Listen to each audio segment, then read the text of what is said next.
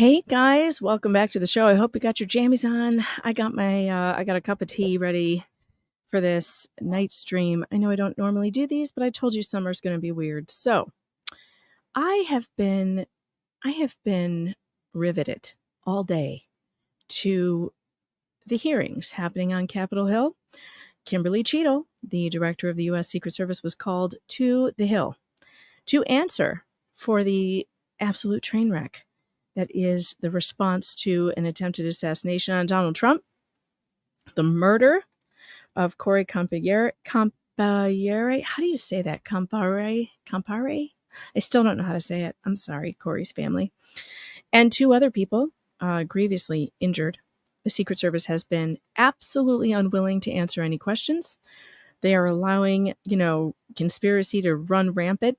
We've had zero press conferences from them, although Kimberly Cheatle did manage to go to NBC, I think it was, and give them an interview.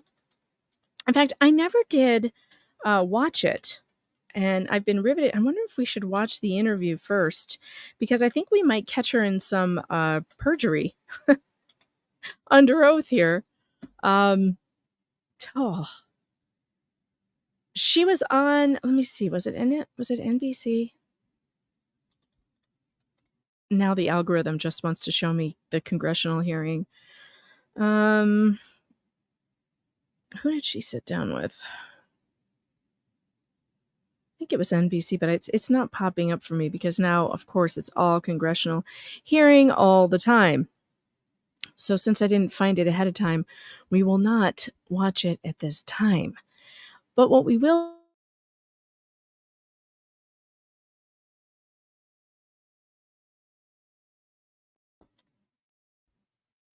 Oh, yeah. It was ABC. Except that, see, where's the actual full thing, though? It looks like there's just clips of it.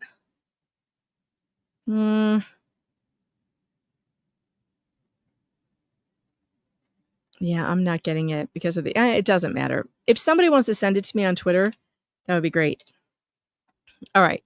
In the meantime, let us pull up... I'm going to give you the highlights of... the congressional hearing today. We're not going to do this. It's 5 hours. We're not going to get through everybody that I want us to hear. But let me just put it this way. I thought, and I wrote an article for PJ Media. I don't think it's been edited yet. But I did write an article about how I was pleased with the seeming bipartisanship between most Democrats and Republicans. All Republicans want her fired. All Democrats want her fired. That is the one thing that we can... You guys, we've finally done it. We have found the issue that's going to bring America together and make Americans friends again. And you know what it is? Firing Kimberly Cheatle. Fire Kimberly Cheatle, because everybody agrees, like literally everybody, that she should be fired. I was surprised, though, by the lack of people that don't believe or that didn't say she should also be brought up on charges. Because, my God, yeah, Spirit Matter says, unity. We have finally found it. We found the one thing that even radicals like Ilhan Omar can agree on with everybody else, with Marjorie Taylor Greene. AOC and Marjorie Taylor Greene are having a love fest today between the two of them, which is hilarious to see and also great. This is one of those moments where I'm like, I'm proud of my country today. And maybe it will only be for a few hours. Maybe it was only for 5 hours during this freaking stupid congressional hearing where nothing will get done. But at least for 5 hours, we had people in agreement that the American people are being screwed, that our institutions are failing us, that we are owed way more than what we are getting as far as answers from this woman and the Secret Service. We're going to skip over the opening comments. I thought that the, what do you call him? The minority leader? What's his name? This guy over here to the left of, I don't know all their names anymore because I'm not paying attention. Hold on. All right. This dude's opening, he's the majority leader. His opening remarks were pretty good, but we can skip through them because it's just, this is what they do. Raskin, the ranking member, thank you. Raskin's comments were more political than I had hoped that he would make them, but he got better later on. So we'll skip him. But a lot of them, every time that there's a shooting of any kind with an AR-14 especially, everybody on the left wants to ban AR-14s. Now, I will admit, I wish we could live in a world where there was never a reason to have any guns, never a reason to have any weapons. But until people stop being crazy and killing other people, banning weapons, banning any kind of weapons is not going to help because they'll just go get them. That's my opinion. But criminals get weapons, whether they're legal or not, and taking them away from, law-abiding citizens doesn't do anything. It doesn't. It just makes you feel good, but it makes us less free. So, no, you cannot ban the Second Amendment because crazy people do crazy shit. So usually I was expecting them to make this a total spectacle about gun control, and only a few of them did. Only a few of them did. AOC had some of the best.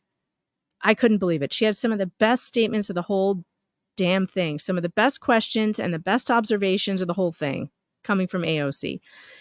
Cheatle's opening remarks make me feel livid inside, and so we're skipping those too because it's just bullshit, and you can read them in the news. And it's all bullshit. We're going to start with the majority leader's questions to Cheatle. Right here. And I'm going to speed it up a little bit because, we don't need to have the playback speed on normal. Let's do 1.25 for now, and we'll see how that goes. Dollars, and I believe around 8,000 employees. Is that correct? Yes, sir. Oh, obviously. $3 billion budget, you guys. $3 billion. Billions. Billions and billions and billions and billions and billions and what billions. should they be able to do with billions and billions of dollars? Should they be able to just, I don't know, do their job? That would be great. Yeah, Q says that's so many breadsticks. No shit. No shit. Whose name is Comer? This guy? I don't know. I don't pay attention anymore, so I don't know who anybody is anymore, except for the ones who have been there for a while. There were many security failures on the day of the attempted assassination and leading up to that day. Let's start with the building that the shooter used to shoot President Trump from. At any point Saturday, did the Secret Service have an agent on top of that roof? Sir, I'm sure as you can imagine that we are just 9 days out from this incident, and there's still an ongoing investigation. And so I want to make sure that any information that we are providing to you is factual. You can't, okay. Why did the Secret Service not, can you answer why the Secret Service didn't place a single agent on the roof? We are still looking into the advanced process and the decision. 9 days later. Okay. Wasn't that building in 9 days? You still don't know why there wasn't somebody on the roof. Come on. Within the perimeter that should be secured. Do we agree with that? The building was outside of the perimeter on the day of the visit. But again, that is one of the things that during the investigation we want to take a look at and determine whether or not other decisions should have been made. One of the things that you said, I believe in an interview, that there wasn't an agent on the roof because it was a sloped roof. Is that normal? And do you fear that immediately creates an opportunity for future would-be assassins to look for a slanted roof? I mean, this is a huge question that every American has. Why wasn't a Secret Service agent on the roof? And there have been reports that agents were supposed to be on the roof, but it was hot that day and they didn't want to be on the roof. Can you answer any of those questions, Director? So I appreciate you asking me that question, Chairman. I should have been more clear in my answer when I spoke about where we place personnel in that interview. What I can tell you is that there was a plan in place to provide overwatch, and we are still looking into responsibilities and who was going to provide overwatch. But the Secret Service in general, not speaking specifically to this incident, when we are providing overwatch, whether that be through counter sniper. Yeah, because why would we speak specifically to this incident? You know, the whole reason why the congressional hearing was called, to discuss this incident. Instead, she's going to talk around it by talking generalities, what we normally do, instead of what we did during this incident. She should be put in Leavenworth. Nobody went far enough today. Nobody went far enough to say, and we should bring charges against you for dereliction of duty, for reckless endangerment, and for manslaughter. Or other technology prefer to have sterile rooftops. Did the Secret Service use any drones for surveillance that day? So again, I'm not going to get into specifics of that day in itself, but there are times during a security plan that the Secret Service does deploy an asset like a There drone. were reports that the shooter used a drone just a few hours before the rally Oh. start time. Is that accurate? I have heard those same reports, Oh, and again, am God. waiting for the final report. Do you know, if you can't answer the question, that's your answer. But can you answer this? Do you know? I'm not asking yes or no, but do you know if the shooter used a drone before the shooting?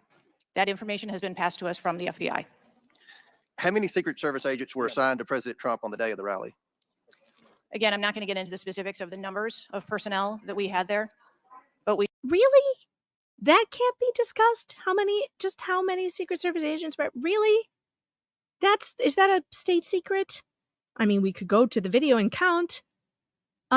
Is that really a secret? feel that there was a sufficient number of agents assigned. There are reports that several agents assigned to the rally on July 13th were temporary agents not normally assigned to President Trump. Is that accurate? What I can tell you is that the agents that were assigned to former President Trump are Secret Service agents that provide close protection to him, and that was what was actual on that day. How many temporary agents were there that day? Quite frequently, sir, during campaign events, the Secret Service utilizes agents from HSI or the Department of But Homeland you Security don't know to how help many, or you can't supplement answer? our plan. Had the investigators reconstructed the shooter's precise movements over the past days, weeks, and months? So We- again, we need to have confidence that if the FBI is leading this investigation, that they're leading a credible investigation, because there's some of us sitting up here today that don't have a lot of confidence in the FBI. So I will repeat the question. Have the investigators reconstructed the shooter's precise moments over the past days, weeks, and months? I understand your question, Chairman, and I share your concerns about wanting to make sure that we have factual information. The FBI is conducting a criminal investigation. The Secret Service is conducting an internal investigation. There are a number of OIG investigations, and there is So I'm not going to tell you anything about anything because, the FBI is investigating. And just like the shooting in Las Vegas, don't worry about it, folks. You're going to get all the answers that we decide to give you, which is none at all, when we are good and ready. Unfucking real. And the scariest thing about this is that throughout this hearing, you're going to figure out that our elected officials that you think have all this power, you think you send them there and they're in Washington and they can make a phone call and shit happens. You're about to find out they can't do shit. They have no power. They can't even hold her in contempt, which they should, for not answering questions, or they choose not to.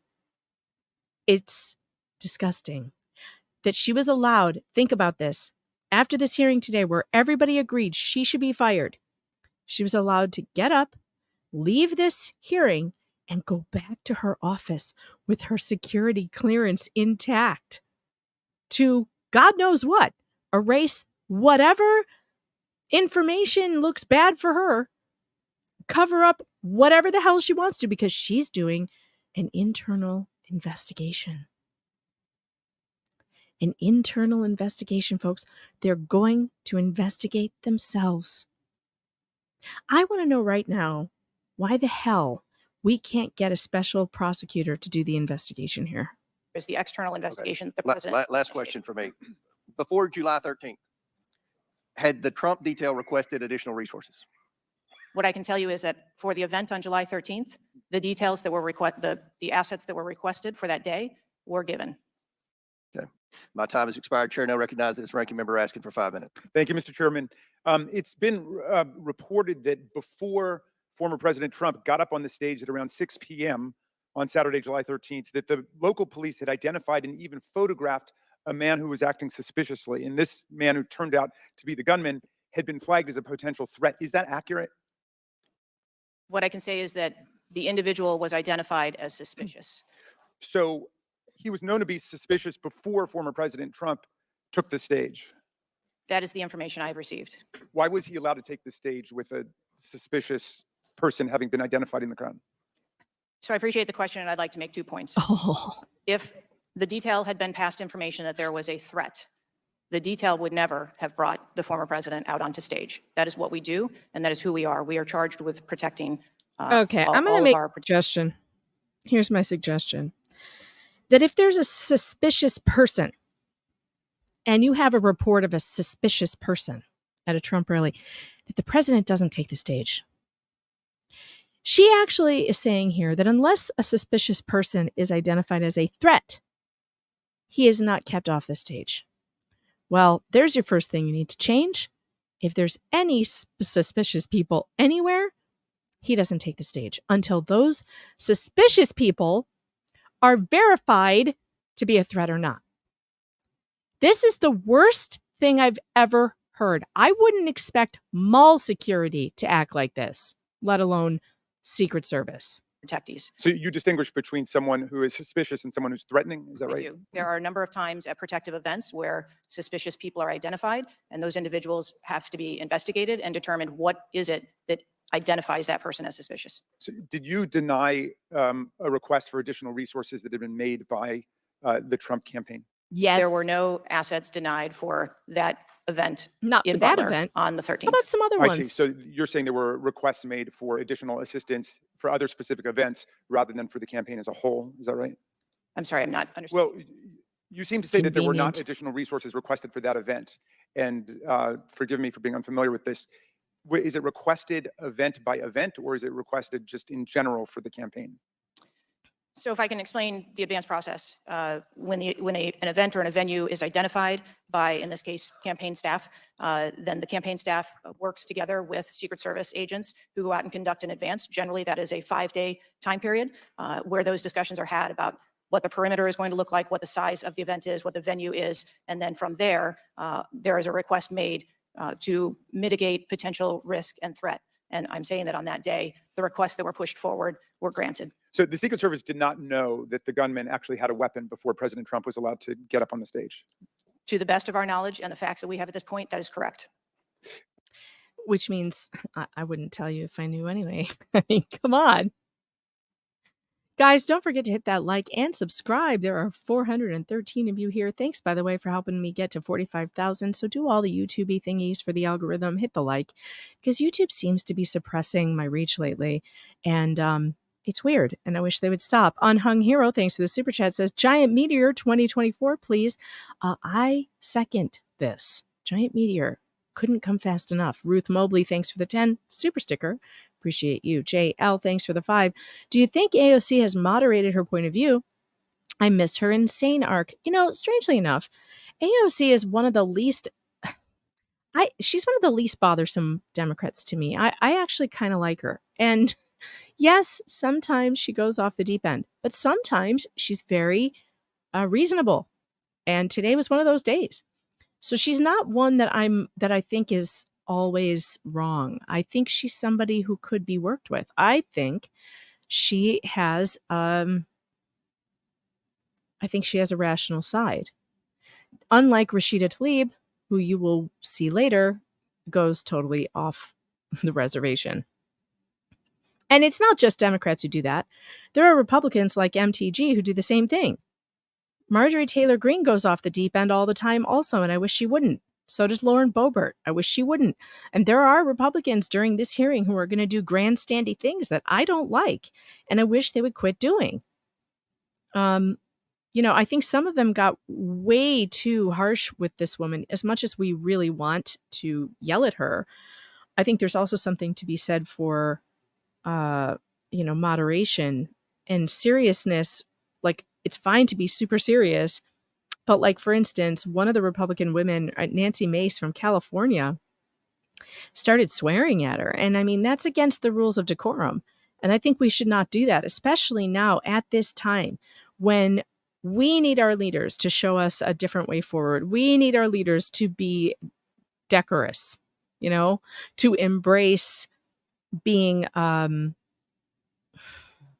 somewhat conciliatory, to let go of the hyperbole and speak to one another like adults and like countrymen and neighbors and not enemies. And so I think I think it's a mistake to go full on out, on either side crazy. Susan Jordan, thanks to the 5. Funny how the roof that the Secret Service agents were on had a steeper pitch. Yeah, that will be brought up multiple times during this hearing. Rogue Mama member for 6 months says, I hate the days, as rare as they are, that I have to say AOC isn't wrong, and I agree with her. I actually don't hate that. I actually love it. I want more of it. And I believe, after seeing this hearing today, that there are more Democrats and Republicans who can come together than there are ones who can't. And they need to keep focusing on that because that's what we need right now. We need for them to agree on things and calm the people down. McCrae H, thanks for the 10. Dan Bongino said there were only 3 actual SS agents on the detail. The rest were outsourced security from HSI. From Homeland Security? Oh my God. Is that what HSI is? At least I think that's what he said. But bottom line, the detail was way too small. She would not answer any questions about how many there were. Tilly T, thanks for the 20. I knew you'd be on this like a fox with a bushy tail. Yeah, I mean, I was watching it all day. I've watched it like 2 or 3 times actually on high speed. I've watched several, and I wrote the article on it too. If PJ Media gets it up, edited and published before we're done here, I'll make sure to share it with you. Oops, wrong button. There we go. So can you answer this question, which I think is on the mind of most Americans thinking about this? How can a 20-year-old with his father's AR-15 assault weapon climb onto a roof with a direct 150-yard line of sight to the speaker's podium without the Secret Service or local police stopping him? So again, sir, I will say we are 9 days out from this event, and I would like to know those answers as well, which is why we are going through these investigations to be able to determine that fully. Okay. It's been reported that the shooter was not carrying a driver's license or any form of identification. They had no idea who he was, but then he was quickly identified, I think within 30 minutes, by using the serial number on the AR-15 under a tracing system that is now controversial. Some people say we should get rid of it. Some people want to keep it. But is that right that the serial number was the key information which... Okay, so this is interesting. I didn't know about the serial number search. And I want to say congratulations to Mr. Raskin for not making it a controversial thing right now. I think it was good for him to say, which is a controversial thing. Some people like it, some people don't, but then move on. You know, instead of making his argument for why this social security, why the, not social, why the, you know, the number on the gun should or shouldn't be traceable. I just appreciate that. I wanted to point that out because I thought, oh, good, he's going to stay above it for a moment because that's not what it's about.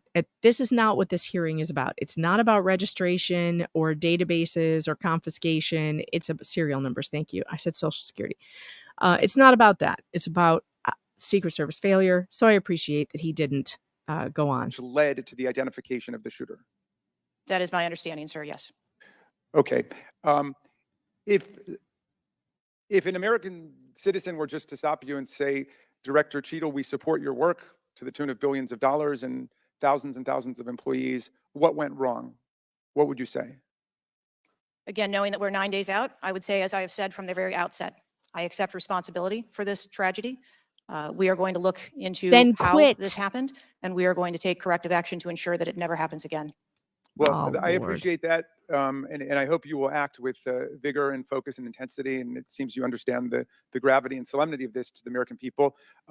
Millions and millions of Americans don't feel safe with all the AR-15s out there. We thought at least the President of the United States or a former President of the United States would be safe, but now that's not even clear. Mr. Chairman, I yield back to you. Gentleman yields back. Chair, and I recognize the Chairman of the House Judiciary Committee, Mr. Jordan from Ohio. Thank you, Mr. Chairman. Director, were you guessing or lying? Now, I knew when they said Mr. Jordan from Ohio that this was going to get spicy because Jim Jordan is always spicy.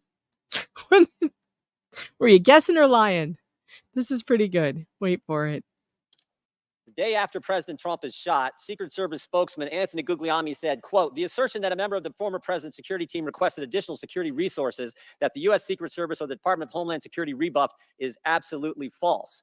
The next day, Secretary Mayorkas said that is an unequivocally false assertion. We had not received any request for additional security measures that were rebuffed. But 5 days later, the Washington Post said this: top officials repeatedly rejected requests from Donald Trump's security detail for more personnel.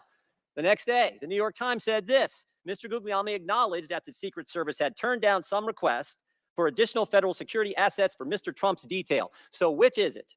Because both statements can't be true. Were you guessing or lying when you said you didn't turn down requests from President Trump's detail? Neither, sir, and I appreciate the question. But what were you doing? Because those statements don't jive.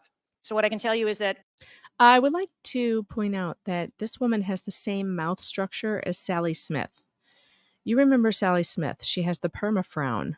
This woman's mouth turns down just like her. What is the deal with this facial structure?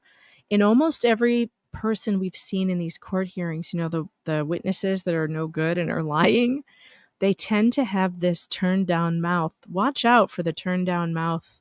I just noticed that. The perma frown. Remember? Let's see, do I have a picture of Sally Smith? I bet I do. In the Kowalski trial, those of you who didn't watch it, Sally Smith was the child abuse pediatrician who was a terrible liar on the stand about all kinds of things. You know, I don't have a close-up, but I do have her in. Is she in the Munchie Bunch? Oh, she's not in here. Oh, there she is. Upper left corner. See the perma frown? God, it's like they're the same person. She looks just like her. I can't tell the difference in these two. Same hair color and everything. Huh. Weird. That's weird. All right. Anyway, moving on. For the event in Butler, there were no requests that were denied. As far as requests, Well, maybe they got tired of asking. Maybe you turned them down so darn much, they said, not worth asking. How many times did you turn them down ahead of that? I think that it is important to distinguish between what some people may view as a denial of an asset or a request. Well, is is Mr. not- Guglielmi your spokesperson? He said he acknowledged the Secret Service had turned down some requests. I'm asking how many? A denial of a request does not equal a vulnerability. Well, tell me what Oh, it it is. doesn't? There are a number of ways that Wow. I don't know. Seems like it might to me. threats and risks can be mitigated with a number of different assets, whether that be through personnel, whether that be through technology or other Well, resources. tell the committee which it was. They asked for Or outsourcing to Homeland Security instead of Secret Service agents. Like that, maybe, Kimmy? additional help in some form or another. You told them no. How many times did you tell them no, and what did you tell them no to? Again, I cannot speak to specific incidents, but I can tell you in Why general not? terms, the Secret Service is judicious with their resources based on What does some requests mean? How many times? A $3 billion funded agency is judicious with their resources, turning down requests for more security. $3 billion this woman has for a year. $3 billion. That kind of blows my mind. Like, what could they possibly need to spend $3 billion on? Like, really? And then she has the nerve to say we're judicious with our resources. Like, oh, are you penny pinching? With $3 billion budget, you're penny pinching? Why? Why? Some indicate requests is plural. So more than once they asked for additional help and you turned them down. What did they ask for and how many times did you turn them down? Pretty basic questions. So again, without having all of the details in front of me, sir, what I can tell you is that there are You times. didn't get briefed on how many times you turned down the Trump detail when they asked for additional help? I'm sorry. You didn't get briefed on that before you came to this hearing, knowing you were going to get asked that question? What I can tell you is that in generic terms, when details make a request, there are times that there are alternate ways to cover off on that threat or that But risk. that's not what he said. He said they were denied certain requests, some requests. This is your spokesperson, not me talking. This is the Secret Service talking. And what a change from absolutely false, unequivocally false to, oh, by the way, there were some times where we didn't give them what they wanted. That's a huge change in 5 days. And the fact that you can't answer how many times you did that, that's pretty darn frustrating, not just for me, but for the country. I hear your frustration. Let me ask you this. Were any of those requests denied to President Trump's detail after you knew about the Iranian threat? What I can tell you, again, I don't know the specifics, is that there are That means yes. She didn't say no. times when we can fill a request. It doesn't necessarily have to be with a Secret Service asset or resource. We can fill that request with locally available assets. You and spoke to anyone at the resources. White House since July 13th? Locally available, less trained resources. Mm-hmm. Yes, I have. Who'd you talk to? I have briefed the president and the vice president. Talk to the First Lady? No, I have not. Talk to the White House staff? Anyone in the White House communications? No, I have not. Have you talked to the counter sniper who took the shot that took out the bad guy? Yes, I have. And can you tell us about that conversation? I would not want to reveal conversations that I've had with my employees. But that's exactly the kind of Why? Well, why don't we get to hear what you talked about with your employees, especially the American people are entitled to this information. We are entitled to it. It's not we're on a need to know basis. We are entitled to know every detail of this. This should be publicly available information. We have a right to know that $3 billion of our tax money is being wasted on a Secret Service that cannot do its only job. You had one job. You have one job to do. And I'm entitled to know why you can't do it. Of information the American people want to know. American people who pay your salary. I understand this is an ongoing investigation. And Who's all doing the investigating at Secret Service? I know the Inspector General, but is there also an internal investigation in addition to the Inspector General? we are conducting a mission assurance investigation internally. Yes. Oh, and I'm sure she's at the head of it. And I'm sure she will find that she did nothing wrong. You know what it looks like, Director? It looks like you won't answer some pretty basic questions. It looks like you got a 9% raise and you cut corners when it came to protecting one of the most important individuals, most well-known individuals on the planet. A former president, likely the guy's going to be the next president. Looks like you guys were cutting corners. That's what it looks like to me. Is that true? I am here today because I want to answer questions, but I also want to be cautious. You might want to, but you haven't answered. I don't think you've answered one question from the. I want to answer questions, but I also want to be cautious. What do you want to be cautious? Why are you cautious? Aren't we all on the same side here, ma'am? Don't we want to get to the bottom of what went wrong? Why aren't you working with us? Why are you cautious of us? We're on the same side. We want the president to be safe. We want the vice president to be safe. We want our political candidates to be safe. We want whoever has Secret Service protection to be safe. So why won't you tell us? What the hell? Chairman, the ranking member, or me. Well, we got a lot of other people asking. We'll see if your record improves. But right now, you haven't answered, I don't think, any questions. I yield back. Gentleman yields back. Chair now. By the way, she wouldn't answer any questions on a private phone call with congressional people either. As Ms. Norton from Washington, D.C. All right. Norton goes off the rails. Look, Norton, she takes the opportunity to not ask any questions, but to talk about other assassination attempts that she lived through, which I'm sorry for that. And then she brings it to gun control. She doesn't really have any questions, so we're going to skip through that because, frankly, it's a waste of time. And I'm not giving representatives a moment of my time who are not asking real questions to get to the bottom of what happened here. Establish magnetometers. If you're going to use this for a grandstanding moment to get your headline in the newspaper, I don't want to let you do it here. So we're skipping right over Representative Norton because she's one of the failures of this hearing, who turned it into all about her instead of it being about this failure. So I'm skipping her. And the only one that I think I'm going to play, I'm going to skip Rashida Tlaib because you can all imagine what she said. Ayanna Pressley is the one I'm probably going to play because she was the worst. And I think it's good to hear how bad it can actually get. But I want to point out, there were only about three or four Democrats who did that. And that's a pretty good number. And normally it's more than that. And also Republicans do the same thing. If they're grandstanding, I'm going to tell you, if I see the grandstanding, and some of them did. But yeah, Pressley is bad. Support, metal detectors that personnel would have to process through, eliminating that potential. Would Secret Service protectees in D.C. be safer or less safe if more people could carry handguns in D.C.? Oh, here we go. I think, again, as I stated, ma'am, we want to make sure that we provide a safe environment for all of our protectees and whatever measures we would need to put in. I actually appreciate that she wouldn't answer these political questions. That's the one thing that Kim Cheatle did the right way, is she refused to answer she refused to be used as a political weapon for one party or the other, for their political thing. So good for her. And in fact, we're going to get to Connolly. I may play Connolly because he gets so crazy. He starts screaming and he tries to get her to answer, we'll get there. But her response was, I understand the Second Amendment. And I thought that was perfect, frankly. In place for a secure site, we would do so. I yield back. Ladies, time's expired. Chair now recognizes the chairman of the House Intelligence Committee, Mr. Turner from Ohio. Director Cheatle, your opening statement indicates that the Secret Service constructed a security plan for the site in Pennsylvania. I'm assuming that security plan would also include the security footprint for the site, but it also would be based upon a threat assessment for the threats associated with Donald Trump and the crowd in attendance. Would it not include a threat assessment? Yes, it would. So that threat assessment, as we know, basically would have started with, there's a generalized threat against Donald Trump because he is a presidential candidate. Then it would have gone to, he's a former president and he gets security coverage just as Bush, Clinton, Carter, and Obama do. And then you also have the heightened political environment. Even for those, it's clear that the security footprint, that the threat assessment was insufficient, which permitted then a 20-year-old to actually enter with a weapon and shoot Donald Trump. But I want to ask you about two other aspects of the threat assessment.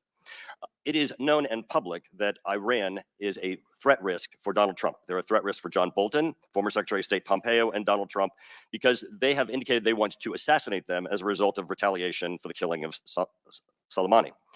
That is both for Iran a generalized threat. They're targeting these individuals, but also most recently a specific threat to Donald Trump himself. Now, I want to enter into the record by UC a Department of Justice Public Affairs release, a CNN article, an article from Fox News, and an article from CBS, all of which acknowledge Without objection to order. that this threat exists for Donald Trump from Iran, and that there are specific threats most recently that have been acknowledged. Director Cheatle, have you read the intelligence of the generalized threat to Donald Trump by Iran as a result of their desire to retaliate for the killing of Soleimani? I have. Easy for you to say. Have you read or been briefed about the intelligence of the specific recent threat to Donald Trump from Iran? Yes, I have. Director Wray, when we were getting our briefing, indicated that he thought the threat assessment should have included this threat from Iran.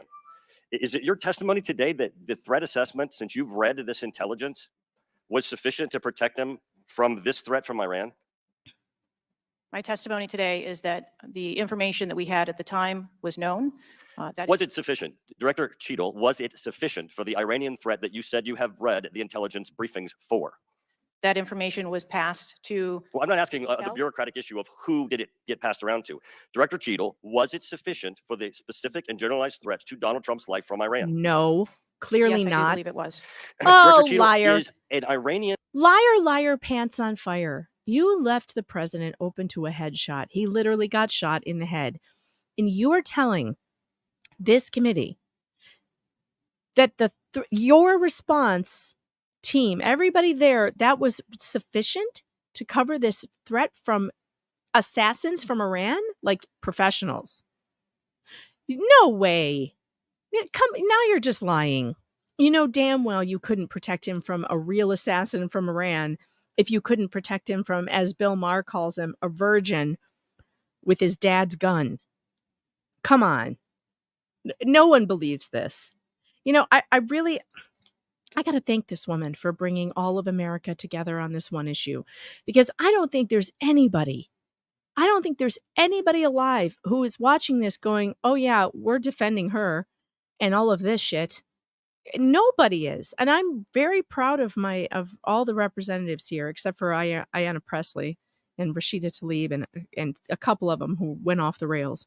The rest of them, I'm pretty proud of them because they're not taking this shit laying down. Good for them. assassin more capable than a 20-year-old? Sir, I think we've acknowledged that there. I wish they would call him like a 20-year-old retard, because yeah, retardy Oswald. Like, what they keep saying a 20-year-old, but that doesn't really do it, because there's a lot of 20-year-olds out there who are quite skilled at shooting. I mean, there's 20-year-olds who are Marines right now. So just being 20 is not the thing. What they really want to say is a 20-year-old, incel retard. That's what they want to say.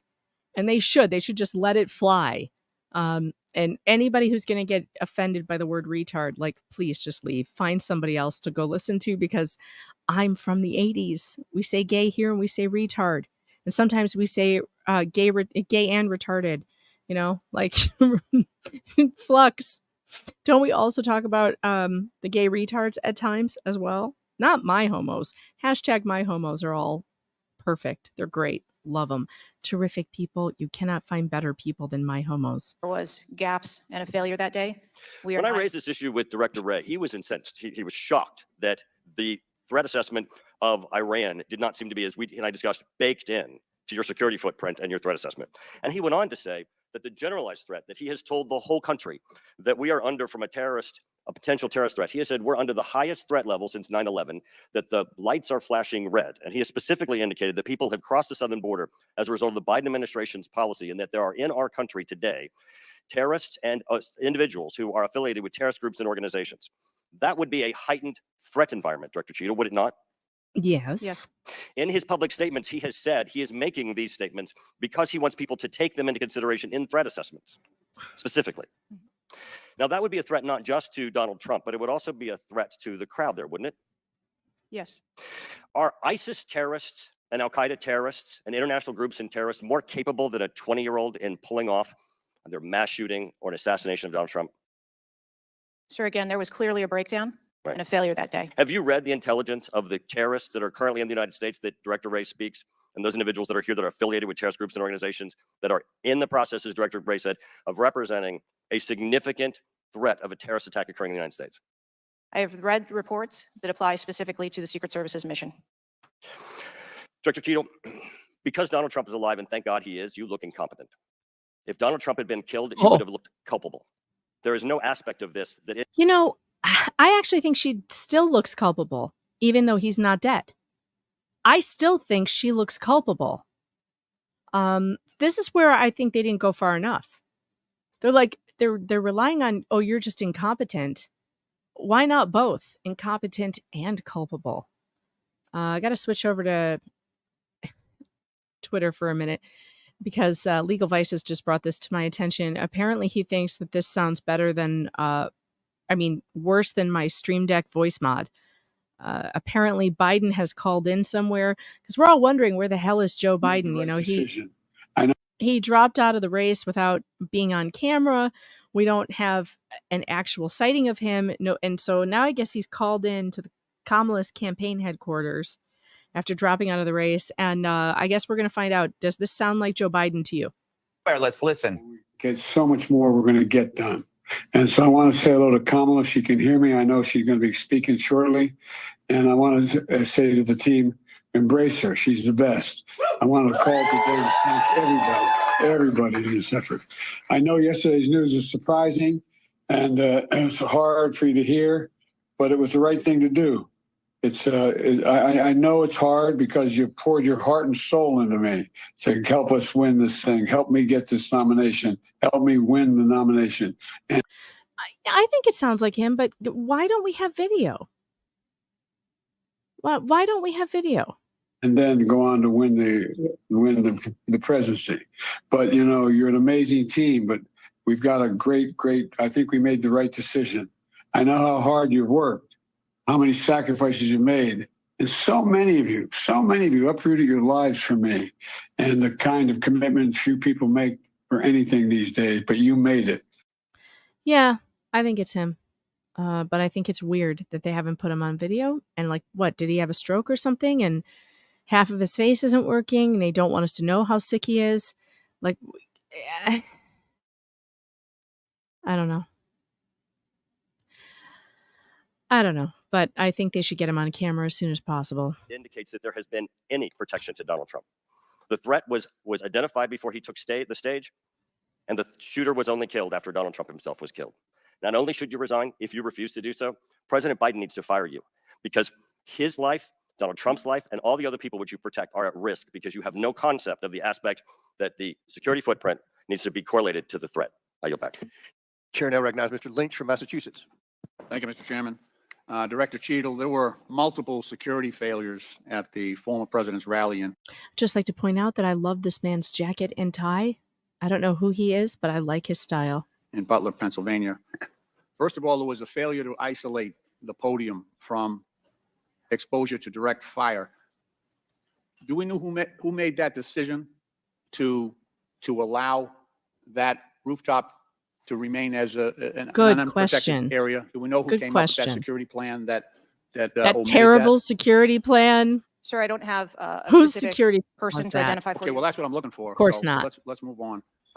There's also a breakdown in security and failure to confront the shooter over an hour before the former president began his remarks when the shooter was identified as a person of interest. This man is Representative Stephen Lynch. He is a Democrat. He is from Massachusetts. And he has a lot of good questions, And he does not go off into partisan nonsense either. I think maybe a little, but nothing huge, nothing that really annoyed me. And I appreciated what he had to say. Kamala, thank you for the $10 Cash App that says, for Trump said in the debate, you never fire anyone ever. Do you mean that the government never fires anyone ever? Because that's true. They just get promoted when they do bad shit. What particularly allowed agents or law enforcement to identify him as a person of interest? So I appreciate the question. And again, I will say that we are 9 days out and there are a multitude of interviews that are still taking Okay, place. so did he have a rangefinder? There were some reports that the individual had a rangefinder. That would certainly raise my suspicion. Did he have a rangefinder? Yes, he did. But may I Ah! explain that at a number of our sites, especially when you're at outdoor venues, a rangefinder is not a prohibited item. It is sometimes an item that is brought in by individuals if you're But going to be in did the back. anybody What? Excuse, well, that's the second thing we need to change immediately is that you should not be able to bring a rangefinder to a political rally where there are targets. Are you kidding me? What do you mean it's not a prohibited item? They don't let you have backpacks. They don't let you have bottles of water in some of these places. I mean, I have been to concert venues where you couldn't carry in all kinds of stuff. In fact, the concert venue by me, you can't even carry a purse that's bigger than a small thing now. Like you have to have they're not allowing like handbags. You have to have like basically a waist pack and that's it. A range finder at a political event should definitely not be allowed. If you see someone with that, that's an automatic, yeah, you're out. And also you're probably going into an interrogation room right now. confront him on that? Anybody ask him questions? What are you doing with the rangefinder? Anybody confront him on his presence where he was in proximity to the president? So again, to my knowledge, I believe that was the process that was taking place, was to locate the individual. Did they confront him? Did they No. go up to him? Did they? No, they never Talk found to him. I do not have those details at Okay, this time. those are important details. Oh. It was also a By the way, when you hear her saying things like, I appreciate the question, Spirit Matter has pointed it out. They always say, I appreciate the question. The reason they do that is they're stalling for time. So when they say, that's a good question, Senator or Congressman, that's a great question. I appreciate that question. The brain is taking a moment to come up with the answer it's going to say. You will notice that when she knows the answer to a question, she doesn't say that. When she knows she's going to say yes, definitely, or no, that didn't happen, she doesn't do that's a good question. Thank you for that question. I appreciate that question. You know, Congressman, I really appreciate you taking the time to ask me that question while I come up with something that doesn't sound like bullshit. That's what she's doing. failure to communicate between law enforcement to act quickly upon information provided by Yeah, either and it local eats law up time. enforcement or rally attendees that the suspect was positioned on the roof. There were minutes of delay before any meaning. Okay, a bunch of you are asking, why not just fire her? No one in this room can fire her. She was appointed by the president, and she has to be fired by the president. A guy we don't even know is still alive. Like, maybe he's alive. I don't know. Like, we don't know if he even knows what's going on. Maybe that phone call was him. Maybe it was pre-recorded and then edited. I don't know. But he's the one that has to fire her. So if Democrats could come together and make him resign or whatever, step down from the race, can't they come together to make him fire this woman? Because that's what needs to happen. Full action was taken, even though he was several hundred feet from the podium. And this was obviously minutes before the shooting. Let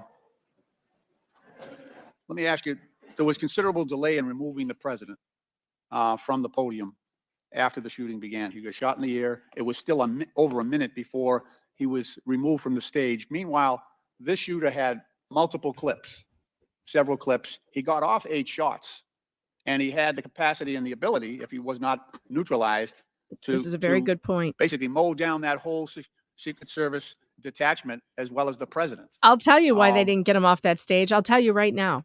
They couldn't. They did not have enough muscle to get him off that stage. He's 6'3". He weighs what, 250? 6'3", 250. They only had 4 men and 2 women over there on top of I don't think they had enough muscle. He didn't want to go. So, unless you've got more muscle than that, you're not going to be able to get him off the stage. And also, I think, and this is how she should answer. She should say, we had information that the shooter was down, because I heard them say it, shooter's down, which is probably what made them a little less panicked to get off that stage. I could be wrong, but that's what I would say. She doesn't say shit. What, from your own investigation, caused that delay under the circumstances? What I can tell you is that when the agents identified that the shooting was taking place, in under 3 seconds, they threw themselves on top Oh, of I the understand that. president. There was heroism there. No question about it. No question about it. But protocol would indicate, and these are the opinions of various former Secret Service agents, people who have done this work in the past, that over a minute of exposure on that podium with a shooter with a high capacity weapon who had already wounded the president and could have got off, we don't know how many more rounds, and yet the president remained exposed, even though he was joined in that exposure by the Secret Service in their heroic acts. It just, I don't know if there's a good explanation for that. Our personnel created No. a body bunker on top of the I get president, that. I get that. shielding him. Yeah, this was an AR-15 style weapon that would have made pretty quick work if he was determined and able to do so. This is not the first investigation that we've had of the Secret Service during my time here on this committee. And the last one we had, our previous investigation determined that the Secret Service was experiencing a staffing crisis that poses perhaps the greatest threat to the agency. And that's a quote. Is that staffing crisis still in place? Is that still something that you deal with on a daily basis? As of today, the Secret Service has just over 8,000 employees. We continue to hire, knowing that we need to ensure that we keep pace with What would be the full complement of And gentlemen, time's expired, but please answer the question. I'm sorry. what would be the full complement that you're looking for? You've got 8,000, and how many would be a full complement for the service? So we are still striving towards a number of 9,500 employees approximately in order to be able to meet future and emerging needs. Okay, thank you, Mr. Chairman, for your courtesy. I yield back. Chair recognizes Dr. Fox from North Carolina. Okay, this is Paula has a question. Paula, Megan, did you hear her say there were no agents on the water tower, yet there were photos of someone on top of it? Very concerning if there was someone there that wasn't supposed to be. Yes, I heard that. I have also seen the alleged videos of a person on the water tower. There are 2 videos that purport to be a person in 2 different locations. Some people think he's at the top, at the very, very top, and some people think he's on the walkway. I have watched both. I think the videos show absolutely nothing. I think it shows shadows. I can't see what it is, and I have no idea if there's a person on there or not. But I will say that if the one on the very top couldn't possibly be a person, because if you look at the scale, that thing on the top of the water tower is huge. That would be a giant standing next to it that reaches from the bottom of that thing to the top. The shadow reaches from the bottom to the top. The more reasonable thing is the one in the tree line on the walkway. There is a shadow on the walkway in the tree line that looks like it disappears right after the shots. That is the one that I might think was worth investigating. It's all worth investigating, but right now, I don't think so. The water tank at the top of the tank. I just don't think so. So far, I don't think so. I think it's very possible that there was another shooter. I think I've seen some evidence that shows 3 different guns, and I've seen, an analysis of the sound that they make, and there's definitely a difference between the first 3 shots and the next 5. And it all needs to be answered. But right now, how terrible is it that we're in a situation where we don't know if our government is just insanely incompetent or if they are actively evil and complicit?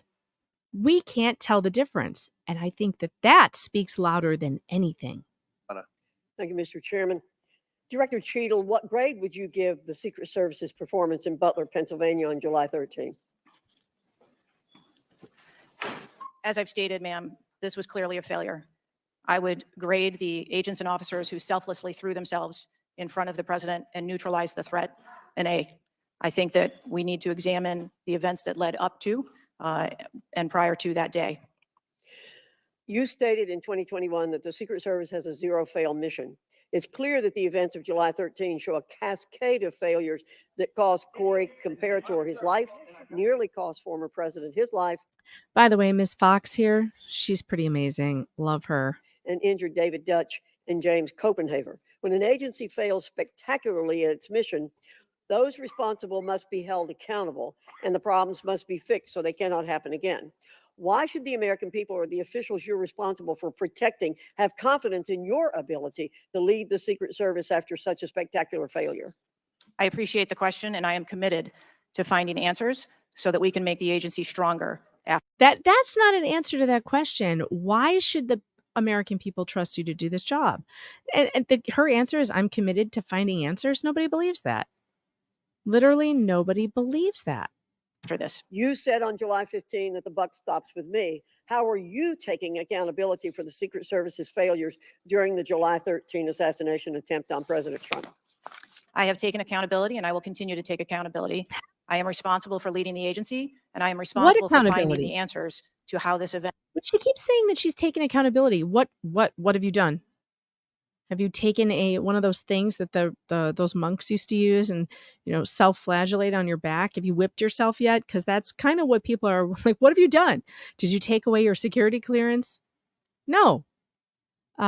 Yes, Virginia Fox is a Republican from North Carolina's 5th Congressional District since 2005. I think this is the first time I've seen her. I like her. She's spicy. Event occurred and making sure that it doesn't happen again. So I would like to explore how you got the job as director of the United States Secret Service. Okay, I love this part. Is it typical for the director of the Secret Service to be recommended for the role at the behest of a president's family and senior staff, perhaps at the request of Joe Biden or Anthony Bernal? I got the job as a director of the Oh, Secret Service because I oops. spent 27 years in an agency with a mission that I absolutely love. I started my career in Detroit. I worked my way up through investigations and protection. Was there competition for the position? You would have to ask those who were involved in. Oh, she knows the answer to that question. Did you see that hesitation? She knows there was no competition for her job. She was selected. You would have to ask the people who did the interviewing, she says. The interview process. But you think you are the best person in the country to head the Secret Service?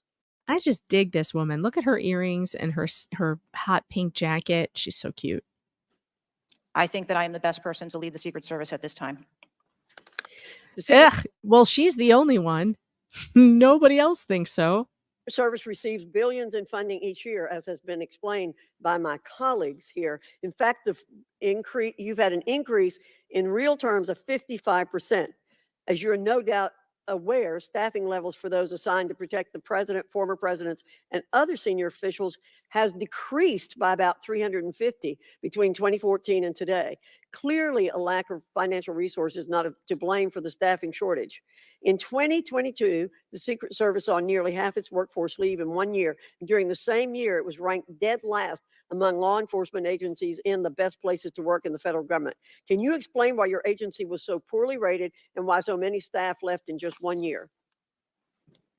So with all due respect, I dispute the statistic of half of the employees leaving in 2022. I think that has been inaccurate data that's been reported out there. But what I can tell you is, as I have returned as the director of the agency, we have had an increase in hiring and staffing and an increase in resources. And we are committed to continue to hire so that we can be staffed appropriately to meet the dynamic mission that we have. Well, you may want to dispute it, but it's out there. My understanding, given the high profile failures and rotten culture at the Secret Service during your nearly 2-year tenure, why should the American people have any confidence in your ability to lead the Secret Service to perform its zero-fail mission to protect our senior leaders? The Secret Service has an incredible culture. Our men and women place service over self. They come in every day willing to risk their lives for our protective mission. And they work investigations that thwart people who would do harm to children, child exploiters. We have an incredible mission, and our culture is we will get the job done no matter what. Well, those on the front line certainly have a great culture, and they were willing to risk their lives for President Trump. But I'm not sure the leadership at the agency has this right kind of culture. I yield back, Ms. Yeah, me either. Me either. Like, nobody is saying that the people on the ground weren't doing the best they could. Well, except for the one who couldn't reholster her gun. We don't know why she was there. But the rest of them were doing the best they could. Nobody questions that. But my God, what is going on with the Secret Service, the people in charge of the Secret Service? That this is the culture. They have an attempted assassination attempt, a total failure of their job to protect a former president. And nobody has resigned. Nobody has been fired. No, I mean, I'd fire people just even if they hadn't done anything. I'd be like, well, sorry. Hasn't been an assassination attempt in 40 years. And I'm going to fire a bunch of you so that it looks like I'm doing something, even if I'm not. Like, for the PR alone, you heads roll. Mr. Chairman. Chair now recognizes Mr. Conley from Virginia. Thank you, Mr. Chairman. Well, I hope the American people do appreciate the incredible daily risks Secret Service agents take on our behalf. Oh, You this one. mentioned there are Okay, so 36 regular. Connolly is a Democrat. I don't know where he's from. Let's see. Let's find out. Let's find out where Representative Connolly is from. Connolly. Virginia. 11th Congressional District, elected in 2008. This guy gets so mad that he gets like an estrogen rush and his voice raises about 5 octaves. It's very funny. Client you've got that you protect constantly. But I was participating in the NATO summit just 2 weeks ago. We had 32 heads of government and heads of state, plus visiting heads of state and heads of government. Presumably you provided protection for all of them. That is correct. Just saying. Help us understand, however, I will stipulate that there's an ongoing Mr. Connolly is wearing his best Slytherin tie. investigation. You don't want to go into too much detail on that until you've been able to ascertain all the facts and analyze what they mean. You can understand, however, the anxiety we and the American public have about how could this happen and how can we ensure it can't recur. Now, there are some things my friends on one particular side of the aisle don't really want to talk about, like AR-15s and access to them by a 20-year-old. Here we go. We're going to waste all of our time talking about AR-15s and gun control when we have the Secret Service director in front of us to talk about what happened on July 13th. Watch this guy not talk about July 13th at all. Or anybody for that matter. Presumably, Director Cheatle, the ubiquity of weapons, guns in America, especially assault weapons or semi-automatic weapons, that's helped your job and the mission. All guns are assault weapons. I hate it when they call them assault weapons. Like, it's like, are we going to start calling daggers assault daggers, assault rocks, assault bombs? Come on. We know these things can kill people. All of these things can kill people. Stop using words that make them scarier. Of your agencies, right? It's made it less complicated. Isn't that true? I'm sorry, I'm not understanding your question. Real simple. Yeah, nobody can understand the question. Listen to it again. More guns, especially dangerous ones, have made your job protecting people easier. Is that not right? Well, yes. Having access to more guns makes the Secret Service's job easier. Did you see what a stupid question this was? She could have said, why, yes, sir. Having the access to all types of weapons does make our job easier. This is such a stupid question.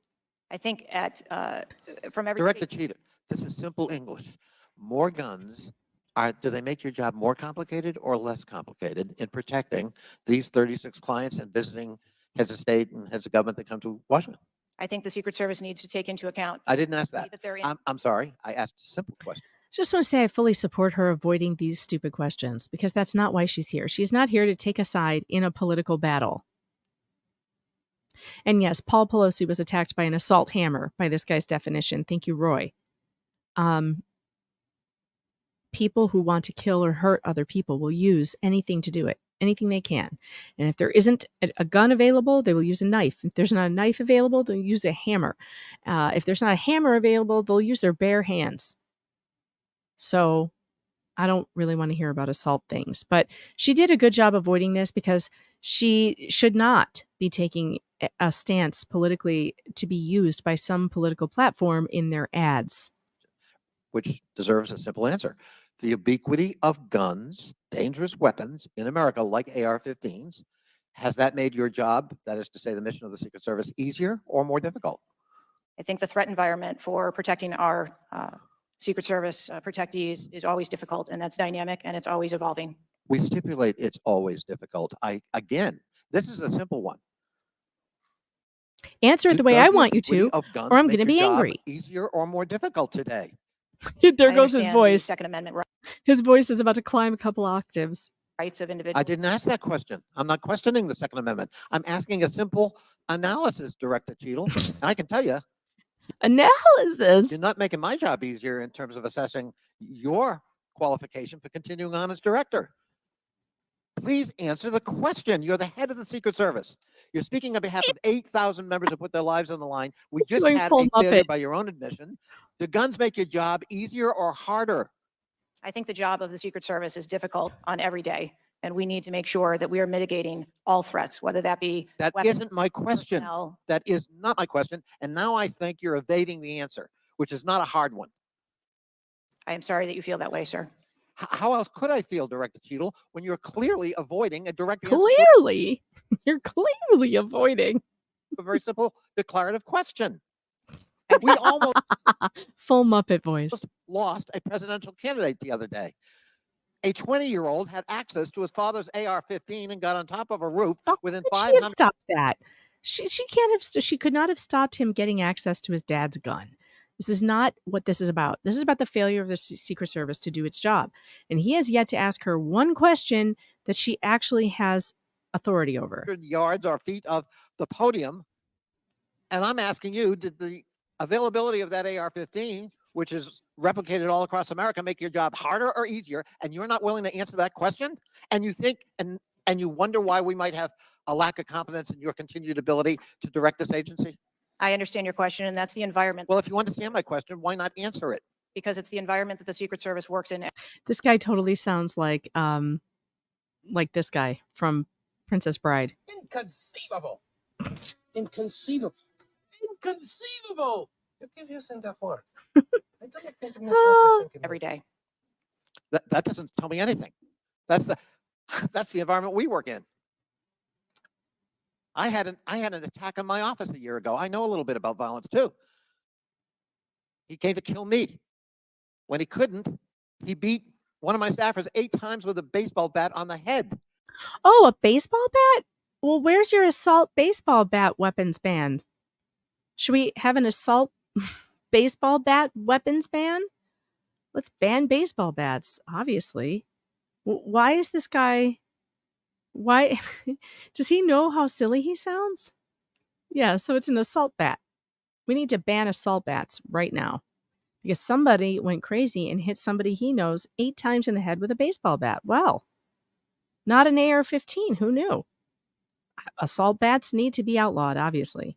We live with the threat of violence, but a simple answer from the director of the Secret Service would be helpful. And I'm sorry you've chosen to evade it. I yield back. Chair, I recognize Mr. Grofman from Wisconsin. Thank you. When this guy took the shots, he climbed a ladder to get on the roof, correct? I'm unable to answer details of exactly how the individual accessed the roof at this time. You're unable to, so you know how he did it, but you won't tell. Don't forget to hit that like button and subscribe. Do you know when if he did use the ladder, do you know when the ladder was placed there? Was the ladder there 2 days before, just the night before? Do you have any information at all as to when the ladder got there? I would like to be able to answer those questions. The FBI is still conducting an investigation. How did the rifle get to the roof? Again, sir, at this time, I'm unable to answer questions to provide Have clarity. they cleaned the roof since the assassination attempt? Have they cleaned the roof? Right. Has anything been done to the roof? Is it just like it was? Yeah, we saw them whatever, hosing 10 it days down. ago, or not? Has anything been done to the roof? I don't have an answer for that. Okay. Were President Trump's normal agents normally assigned to him there that day? Yes. There was these were the same agents that were always there. Yes, Right. sir. The people that are assigned to his detail were working on that day.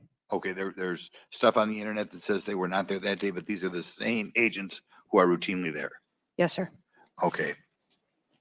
Do we know which agents fired the I shots? don't think I believe that, by the finally way. took down the potential assassin? So mark that down, that she said the exact same team of agents that he normally has with him were there that night.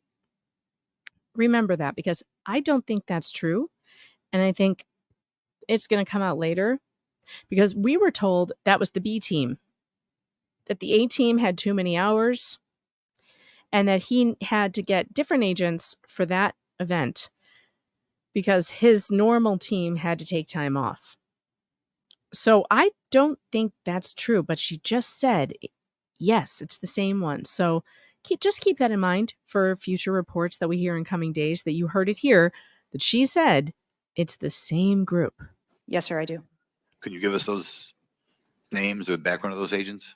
I would not offer their name up in this setting, but it was one of our technical officers, our counter snipers. Okay, so can we privately get those names, the committee? I am certain that we can make names available privately. Okay. Do we know where all the shots landed? First of all, how many shots did that potential assassin, how many shots came out of the rifle? So again, I would hesitate to offer that information as the FBI is conducting an investigation. Have we got the bullets from all the shots?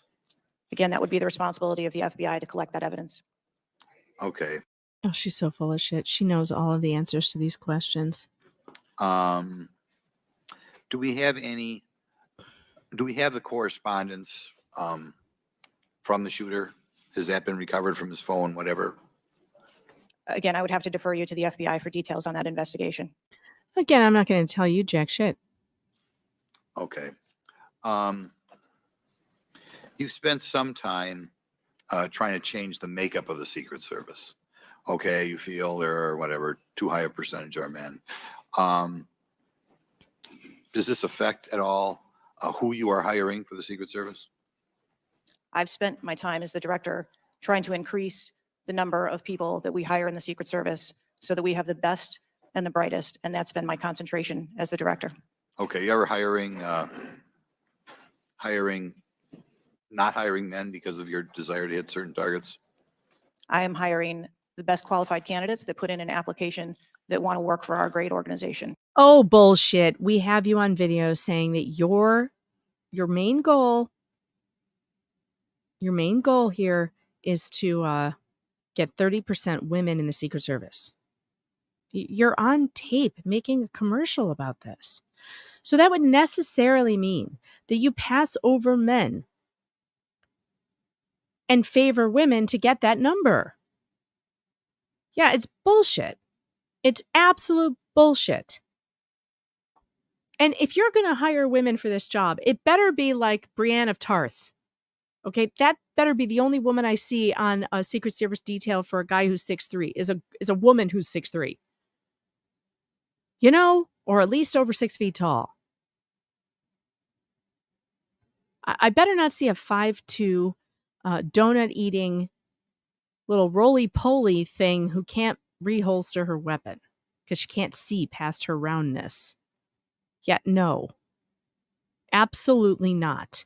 And, you know, they didn't really go after her for this. Like, nobody held her feet to the fire on this. Like, Ms. Cheatle, we saw your commercial. You said you were going to get 30% more women, or I don't know if it was 30% more women or just 30% women overall in the Secret Service, but that would necessarily mean passing over men.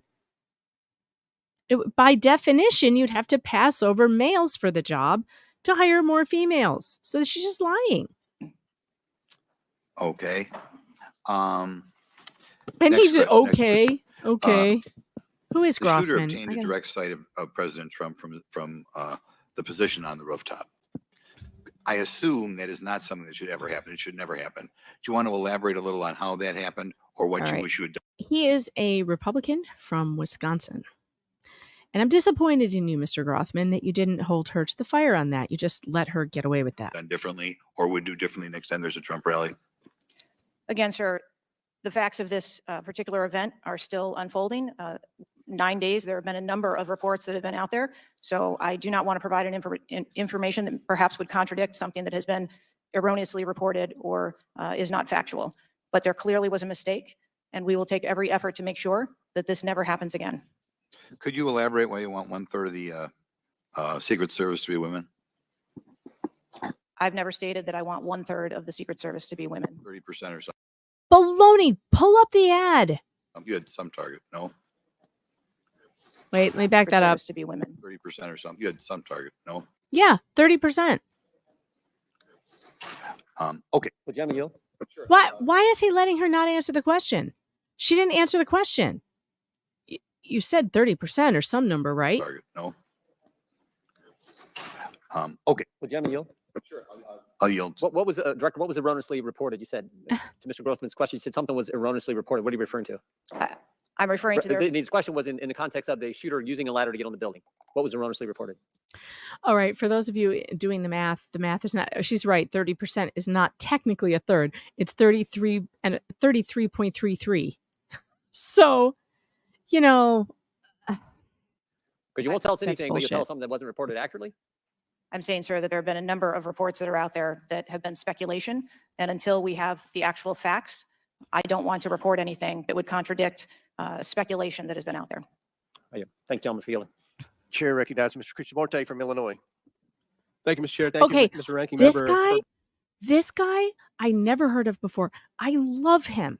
He is a Democrat from Illinois, which I'm shocked that a Democrat from Illinois is so reasonable. But here we are. This particular Democrat from Illinois, I'll have to look up more about him to see if I agree with any of his other platforms. I probably don't.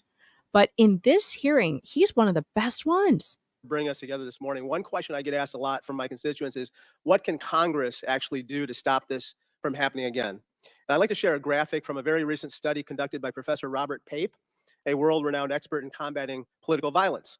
The graphic shows that 74% of Americans want this Congress to come together to denounce political violence of all stripes. And you can tell it's across party lines. Yep. I commend the chair and ranking member for putting out the statement the other day condemning political violence. And to further this effort, I'd like to ask all my colleagues to join Dr. Brad Wenstrup and me in introducing a resolution that we think can secure unanimous House passage in deploring and condemning political violence. And we will be circulating that resolution shortly. Yes, they should do that. Not that it means Director anything. Cheatle, as you know, But maybe it would shooter stop began some of them from making stupid comments on Twitter. But probably not. And I mean both sides. shooting at 6:11 p.m. Eastern on July 13th. NBC reported that at 5:51 p.m., 20 minutes before the shooting began, the state police informed the Secret Service of their concern. Now, the rally was not paused at that point, correct? No. And according to NBC, just 2 minutes later, at 5:53 What a failure. p.m., the Secret Service notified its snipers about the gunman. The rally wasn't paused at that point either, correct? No. Let me show you some video footage by rally goers. If you could play the video on the Oh, look at Mr. Krishnamurti coming in with the video clips. Dang, make her watch it. Absolutely, sir. Do you see how great this is? screen up here. Let's make her This was watch her taken 2 failure. minutes Watch her failure in HD. before the shooting started. If you could turn up the volume. Criminals. We have criminals. We have we have people. He's on the roof. Up here. Ma'am, that doesn't look like suspicious behavior. That looks like threatening behavior to me. Yeah. And the rally wasn't paused at that point either, correct? In the other video I watched, you could see it on the screen, but it's the video of the shooter on top of the roof, snaking around, clearly has a gun. Everyone is pointing at him and screaming. I can tell you, as I stated earlier, sir, that the moment that the shift surrounding the president were aware of an actual threat. That's a threat right there. The guy's on the roof and everybody's yelling at him. Yes. And directing the officer's attention to him. The rally was not paused at that point, correct? We are currently still combing through communications, and when No, it wasn't. It wasn't paused at all. So why can't you say no? We're combing through communications to see what? and communications were passed. Well, I can point you to this communication. It's 2 minutes before the shots started ringing out. Director Cheatle, yes or no? Was there ever a moment where the Secret Service actually considered pausing the rally? The Secret Service would have paused the rally had they known or been So the told answer is there was no. an actual threat. The answer is no. Correct? I can speak to you in generalities. No, I don't want I don't generalities. I know want all of the specifics. communications The answer is no. In You did not consider pausing generalities. the rally, correct? The people that are in charge of protecting the president on that day would never bring the former president out if there was a threat that had been identified. Well, they did because They we've did. now identified 3 points in the 20 minutes before the shooting that the threat emerged. Let me point you to something else, which is the building that the shooter was perched on, seen here. This building is called the AGR building. I'm sure that you're familiar with it. It's no more than 150 yards from the stage where Donald Trump stood. Damn, bringing out the Kinko's visual aids. Look at him go, go, go, go. This is fantastic. Yet the security perimeter was drawn such that the AGR building was placed outside of it. Director Cheatle, according to the Washington Post, the AR-15 styled rifle used in the shooting had a range of 400 to 600 yards, and therefore the AGR building was clearly within rifle range of the stage, correct? Yes. NBC News has reported that in the days before the rally, the Secret Service had identified the building as a vulnerability that required special attention, correct? That's reporting from NBC. Yes. So I am still looking into an active investigation. I know, but it's been 9 days. I mean, you should know that, right? And yet, despite the fact that the AGR building was in rifle range of the stage and it was flagged as a vulnerability, this building was put outside of the Secret Service's security perimeter. And I respectfully submit the Secret Service must expand its security perimeter to account for the kinds of weapons that can be used outside the perimeter to endanger the protectees inside the perimeter, ma'am. Let me turn your attention to some conspiracy theories that have been circulating and ask you to comment on them. First, you have not found evidence that the incident was a staged shooting, right? Correct. And you haven't found evidence that this was a result of a conspiracy of high-ranking government officials, correct? Correct. And you have not found evidence that this incident was in fact directed or perpetrated by a foreign state or entity, right? And that's the last question, but I'll let the director answer that, please. Not at this time. Thank you. Yeah, but do we believe her? She's lied about everything else. And do we believe that if she did have evidence that any of that stuff happened, that she would tell us? I don't. Yeah, yield back. Gentleman's time's expired. Chair, now recognize Mr. Cloud from Texas. Thank you. I just wanted to confirm there was only one counter sniper who took one shot. Is that We had multiple counter sniper teams available yeah, on the that day. premises, but is only one took one shot? Is that correct, or only one? Correct. Okay. How many spent shell casings were found on the roof? Again, I would have to defer you to the FBI's criminal investigation. Okay. Word is that the car was rigged with explosives. Again, sir, I'd Right. have to defer you To to the the FBI. FBI's investigation. Okay. You're not curious about, you don't communicate with them? No. Okay. CNN reported that the Secret Service did not sweep the building the shooter was used to shoot President Trump and other attendees. Is that true or false? So we are conducting a mission insurance investigation and will depend on the information that we obtain from No our answers. investigations. Okay. The Secret Service knew there was a suspicious person anywhere from 8 minutes before President walked on stage to 30 to 60 minutes. We have different reports. Was President Trump or his team notified of the threat? I think there's a difference and a distinction between suspicious Suspicious person. and threat. Yeah. So we are going back and looking at communications to know when the information about a suspicious person was passed to Secret Service personnel. Okay. But was She still President doesn't Trump or his know? team notified? Again, we are going back and looking to make sure that we have I don't the believe exact her. information of when those notifications were made and who those notifications were made to. Okay. I think it's troubling for a lot of us that the number one question everyone in America is wondering is why was the roof left open? And after 9 days, we should at least maybe have a little bit of that information. And when you come to this committee hearing and you don't have anything to say about that, it's very, very troubling. Did you review the security plan for this event? I personally do not review security plans for events that take place across the country. Any of them?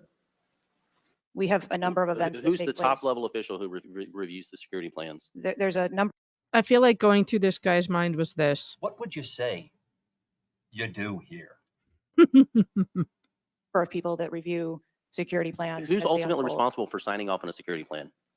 It's a conjunction of personnel. There are people on the ground, there are supervisors on the detail, there are people at headquarters. So there's not one person who says, okay, this is good. It's copacetic, we're going for it. I think much in the way that we build our security plans where they are No doubt multi-layered, there's teams working different aspects of it, but ultimately, isn't there an individual who signs off on the plan? much like how we design our security plans, they're multi-layered, there are multiple layers. So there's of no people. accountability. There is accountability, sir.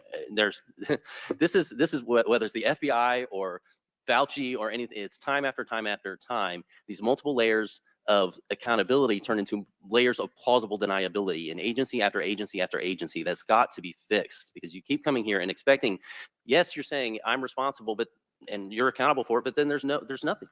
What do you mean by that? I mean, you're saying you're going to keep your job, right?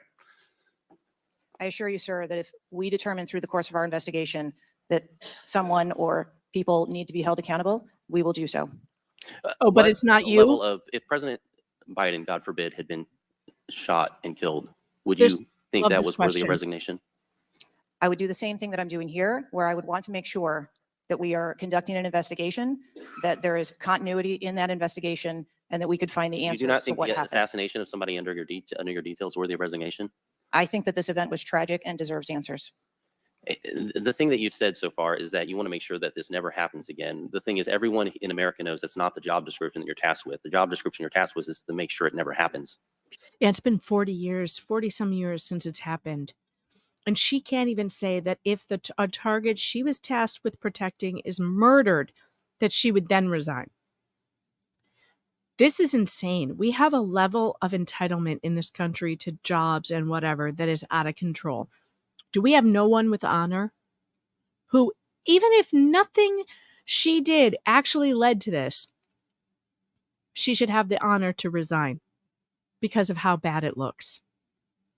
The person at the top takes the hit, period.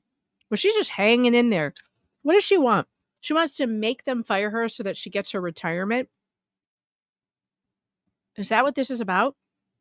I'm snacking on chips. Leave me alone. I'm hungry. Period. One of your goals in the strategic plan is to champion diversity, equity, inclusion, and accessibility. You've accomplished the accessibility part. What standards, do you keep the same standards for all applicants and all, or does every Secret Service agent meet the same qualifications, or do you have different standards for different people? Yes, sir. Everyone who moves through the application process has to meet the same standards to become a special agent. Okay. The trouble I think we're Does having with anyone right now believe so that? far, you gave I a lame don't. excuse for sloped roof. Lame excuse for sloped roof. Yep. You said that local law enforcement's job was to cover up the building before backtracking on that. We were told that President Trump team did not ask for security before you backtracked on that. You haven't provided the audio recording that this committee, the chairman, requested that it was due Thursday. You didn't give us an advanced copy of your opening statement, but yet there was reporting on it somewhere else. There seems to be more information from YouTube videos than you're able to provide for us. And it begs the question to anyone, you're in charge of the investigation of your own failure. So how is anybody in America supposed to be able to trust the results of that investigation as being anything transparent and genuine? That's the last question, but please feel free to answer the question, Director. Sir, I've been a Secret Service agent for nearly 30 years.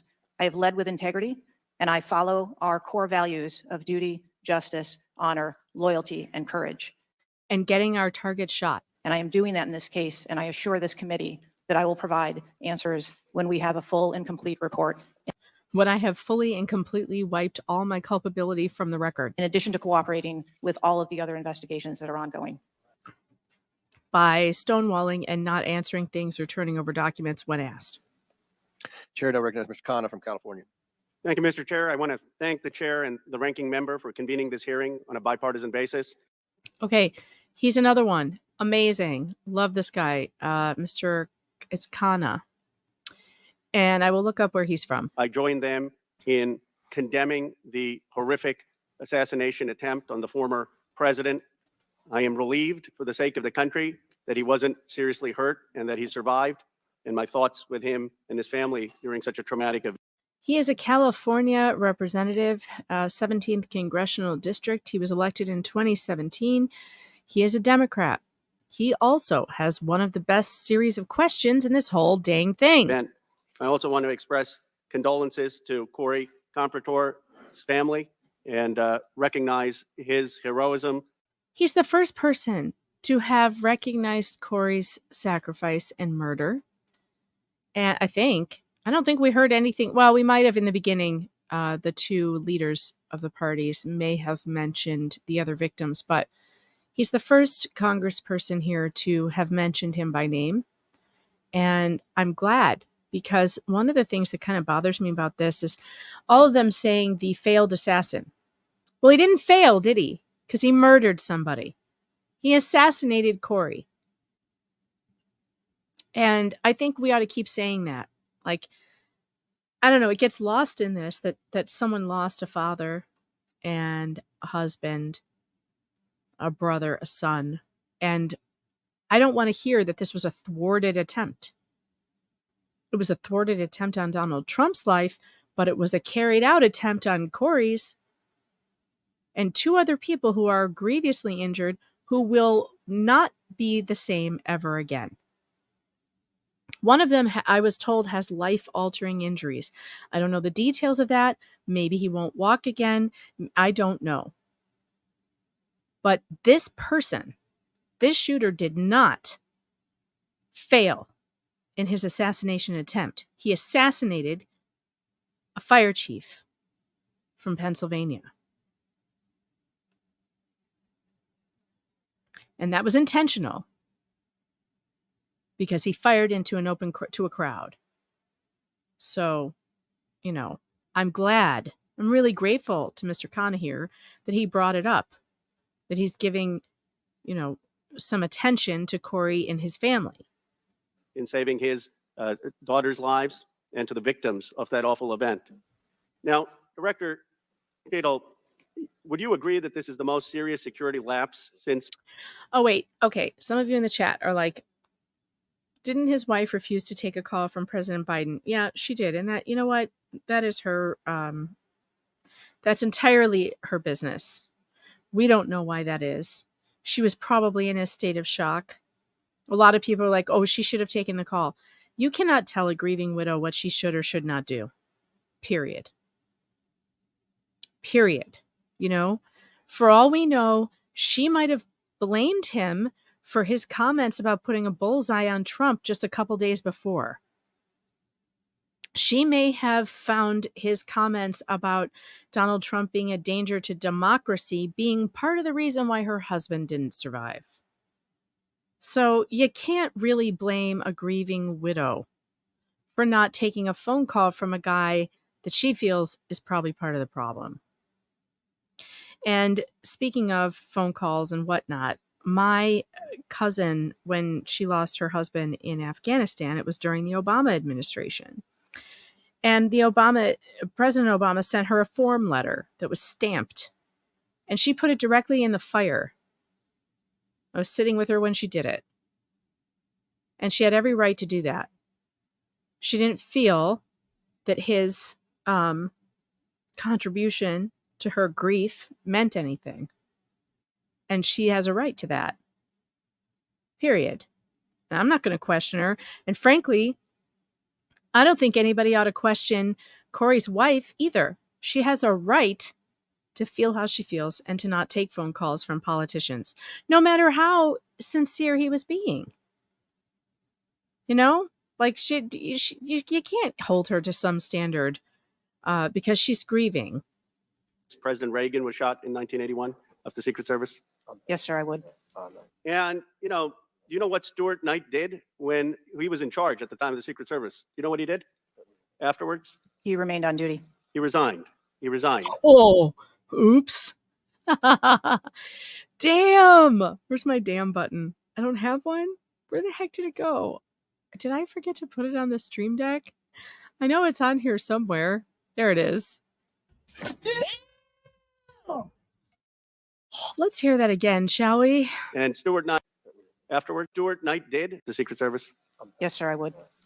And, you know what Stuart Knight did when he was in charge at the time of the Secret Service? You know what he did afterwards? He remained on duty. He resigned. He resigned. And Stuart Knight was not a Democratic appointee or Republican appointee.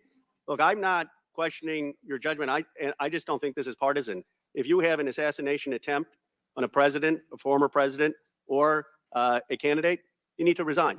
That's what Stuart Knight did. He was a Republican appointee, and he took responsibility. Yeah, that's what taking responsibility means. It doesn't mean saying I take responsibility and then doing nothing and then staying in your post and overseeing the internal investigation that you, under your leadership, the failure occurred. That is not how it works. That is not how it works. And hilarious that she had no idea that Knight resigned. And I think you need to reflect. This is not a question of you. It's a question of the American people. You cannot go leading a Secret Service agency when there is an assassination attempt on a presidential candidate. I would say that about anyone who is running. And so I guess my question to you is, what's the difference between your position and what Stuart Knight did? What I will tell you, sir, is that I am dedicated to finding the answers to what happened. And like every Secret Service agent, we don't shirk from our responsibilities. I will remain on and be responsible to the agency, to this committee, to the former president, and to the American public. But is there a reason you wouldn't just do what Stuart Knight did after the Reagan assassination attempt? I believe that I provided an answer. There's nothing more that you have to say. I mean, do you really believe at this moment, given how divided the country is and the questions asked, that your service in this role is the best for the nation? I mean, I'm not saying you can't do public service again, you can't do something else again. Do you really genuinely in your heart believe that you being in this role is what's right for America at this moment? I mean, do you think there are people who are Trump supporters who have confidence in you? The one thing that we've got to have agencies in this country that are transcend politics, that have the confidence of independents, Democrats, Republicans, progressives, conservatives. Do you really believe that the majority of this country has confidence in you right now? I believe that the country deserves answers, and I am committed to finding those answers and providing those answers. Well, look, I believe, Director Cheatle, that you should resign. I think there are colleagues on both sides of the aisle who believe that, and I hope you'll consider it. I yield back. Yeah, his comments were fire. Chair now recognizes Mr. Palmer from Alabama for 5 minutes. Director Cheatle, did local law enforcement ESU teams have compromise authority to engage a perceived threat? Yes. Why do you think they didn't use it? I believe that they follow the same use of force that our You don't, when you have compromise authority, you don't have to get permission if you perceive a threat.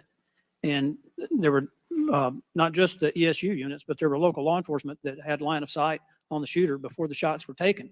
So one of my questions is there was supposed to be a briefing with the Secret Service sniper units, your counter assault team members, with the contract team, with the local ESU teams. That didn't take place. Why was that? So I have been told that there has been a briefing. There was a briefing that took place. I've been told that there wasn't one. And again, we are still looking into the facts of the investigation. So Let me ask you this. When were you informed that there was a credible threat against President Trump, former President Trump? When did you learn of that? Sir, the former president has a number of threats. I didn't ask you that. There was a credible threat from Iran. When were you informed of that? Answer the question. We have been monitoring the threats. You for the knew former before. president. You knew before the rally. Okay, right. The site security plan is generally drafted by the site supervisor and the site agent, probably out of the Pittsburgh district office. Did they take into account the credible threat against President Trump? Our personnel take into account the threats that are Then out why there. would they leave a building? And I will correct the distance that's been quoted. It was about 140 yards with clear line of sight to the president. Why was that building not occupied on the roof? I mean, you could have put Barney Fife on the roof and kept somebody from getting up there. So why wasn't that done? The plan that was developed that day encompassed a number of ma'am, security mitigations. The issue is the site supervisor, the site agent, and the special agent in charge, who I think signed off on the plan, did not include that in the inner perimeter, and they didn't have a plan to secure the building. As I understand it, the Butler County ESU unit was situated on the second floor of a building next to that, but they didn't have a clear line of sight of the roof. The angle was too severe. The photograph that was taken of the young man, of the shooter, when he had the rangefinder, was taken at 5:15. It wasn't until 5:38 that photograph was transmitted to the Secret Service sniper units. I don't understand the lack of interoperability here in the communication process. I don't understand why people didn't perceive that as a credible threat. The video that Mr. Christian Morphy had shown there was clearly a credible threat. So how is it that all of these mistakes could be made? How many explosive devices were found on or near the site? Again, I would have to defer you to the FBI. Madam, I believe Details they of were that. in his car, and they're.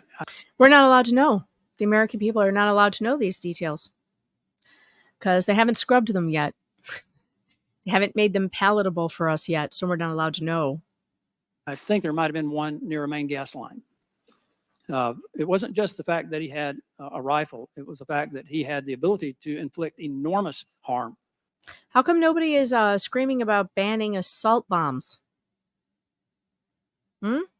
Anybody got answers to that? Let's just ban bombs. That will stop people from making explosives, right? Ban fertilizer, ban all the stuff that it takes to make a bomb, and that'll make it stop, right? Enormous numbers of casualties had those devices exploded. I want to know also, when your agents conduct a site review, are they fully informed of all of the threats that are being made against the principle that they're protecting? What I can tell you is that when our agents go out to conduct an advance, their whole goal is to ensure I the safety and understand what their security. goal is. the failure to secure that building not only put the former president's life in danger, it put the lives of individuals in the crowd in danger as well. I mean, the Reagan shooting, there were other people shot at that time as well. And the Secret Service members' lives were in danger.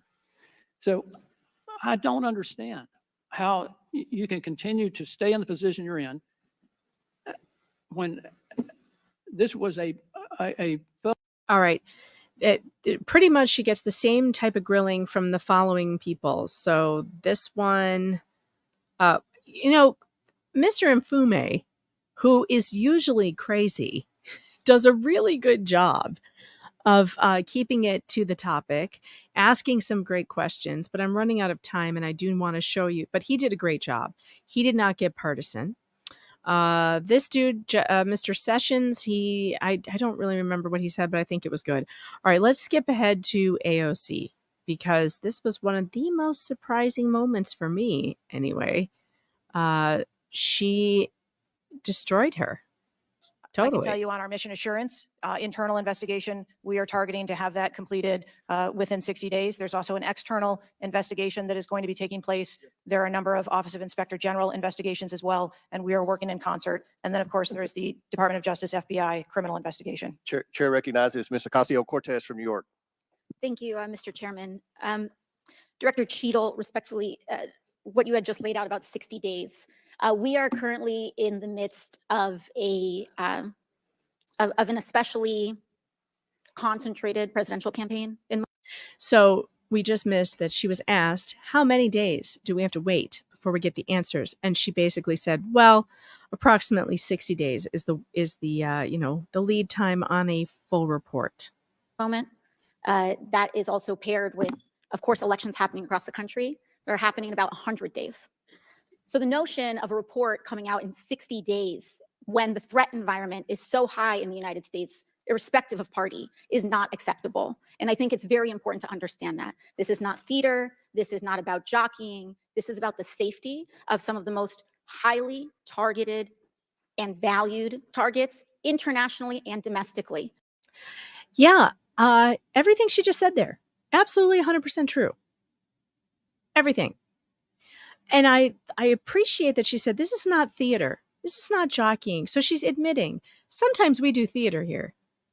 Sometimes we do jockeying here for camera attention and for headlines, but not today. This is not that. This is, I'm pissed and everybody's pissed and we need answers and we deserve answers and so does everybody else. Kind of give her credit for admitting, yeah, sometimes this is theater. In the United States of America. So the idea that a report will be finalized in 60 days, let alone prior to any actionable decisions that would be made, is simply not acceptable. It has been 10 days since an assassination attempt on a former president of the United States, regardless of party. There need to be answers. Again, this— Good for her. Good for her. Yeah, we need answers. Party, this committee, this is not a moment of theater. We have to make policy decisions and we have to make them now. We do. And that may be and that may require legislation. That may require policy that we must pass in the immediate term. Here's one. And without that— Here's policy I can get behind. No more appointing Secret Service directors by the president.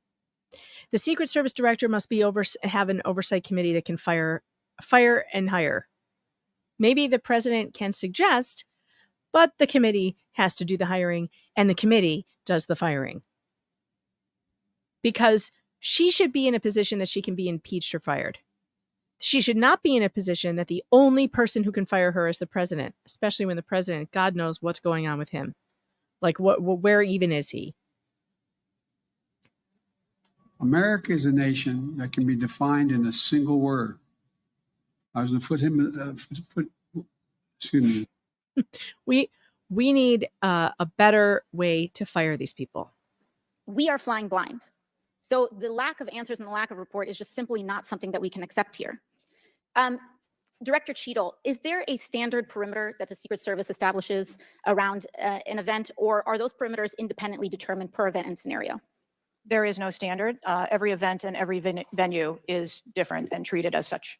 So each event has a different perimeter that is established depending on the logistics of that event. Now, you established earlier that the building upon which the shooter operated from was outside of that established perimeter, correct, for the Butler, Pennsylvania event? It was outside of our secure perimeter, yes. Now, that building was, I believe, 500. How far away was that building from the president? It was approximately 200 yards. 200 yards. Now, the individual used an AR-15 in order to act out his assassination attempt. An AR-15 has a range of about 400 to 600 yards. My question is, why does the Secret Service perimeter, why is the Secret Service protective perimeter shorter than one of the most popular semi-automatic weapons in the United States? Yeah, it's a good question. There are a number of weapons out there with a number of ranges. Really? That's your answer? Don't you think the perimeter should be further back than any of the weapons out there? Like, what even is this answer? Advance was completed. The determination of the perimeter, I'm not going to speak to specifics, but there are a number of factors that are taken into account when we determine our perimeter. Some of it has to do with terrain, some of it has to do with buildings, some of it has to do with assets and resources that are available. And so what I'm hearing is that a perimeter was not established outdoors in an outdoor venue that would prevent an AR-15, which is one of the most common weapons used in mass shootings, from being able to be within the range of Secret Service protection.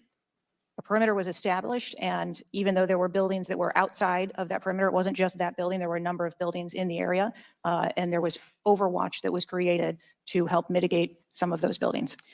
But she won't tell us what that overwatch is. Respectfully, Dr. Cheatle, as well, as a person who has experienced an enormous amount of threat incidents, including incidents that have never been reported publicly. And I'm sure she has. Because there are crazy people out there everywhere on all sides. And there are crazy people who will threaten especially high-profile politicians. And they shouldn't. They should not. It is ridiculous to be threatening politicians in any way. So that should never happen to anybody. There's a common pattern that happens here, whether it's Secret Service, FBI, Capitol Police, local departments. After a critical security failure, we often hear there will be an independent investigation. This part is so right on. We always hear, oh, we're going to have an independent investigation from the Las Vegas shooting to even January 6th, by the way. We didn't get actual answers from that J6 committee. We didn't get actual answers from the FBI about how many of their informants were involved in the January 6th planning. We didn't get straight answers from the FBI. We didn't get straight answers from the FBI about the Vegas shooting. We still don't know who did that. Their story does not add up. The video clearly shows that there are 2 guns, at least, being fired from different windows in that hotel. And we still don't have an actual explanation. We don't have an actual explanation for, heck, the withdrawal from Afghanistan.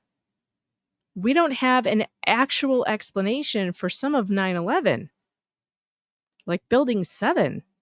How did that fall?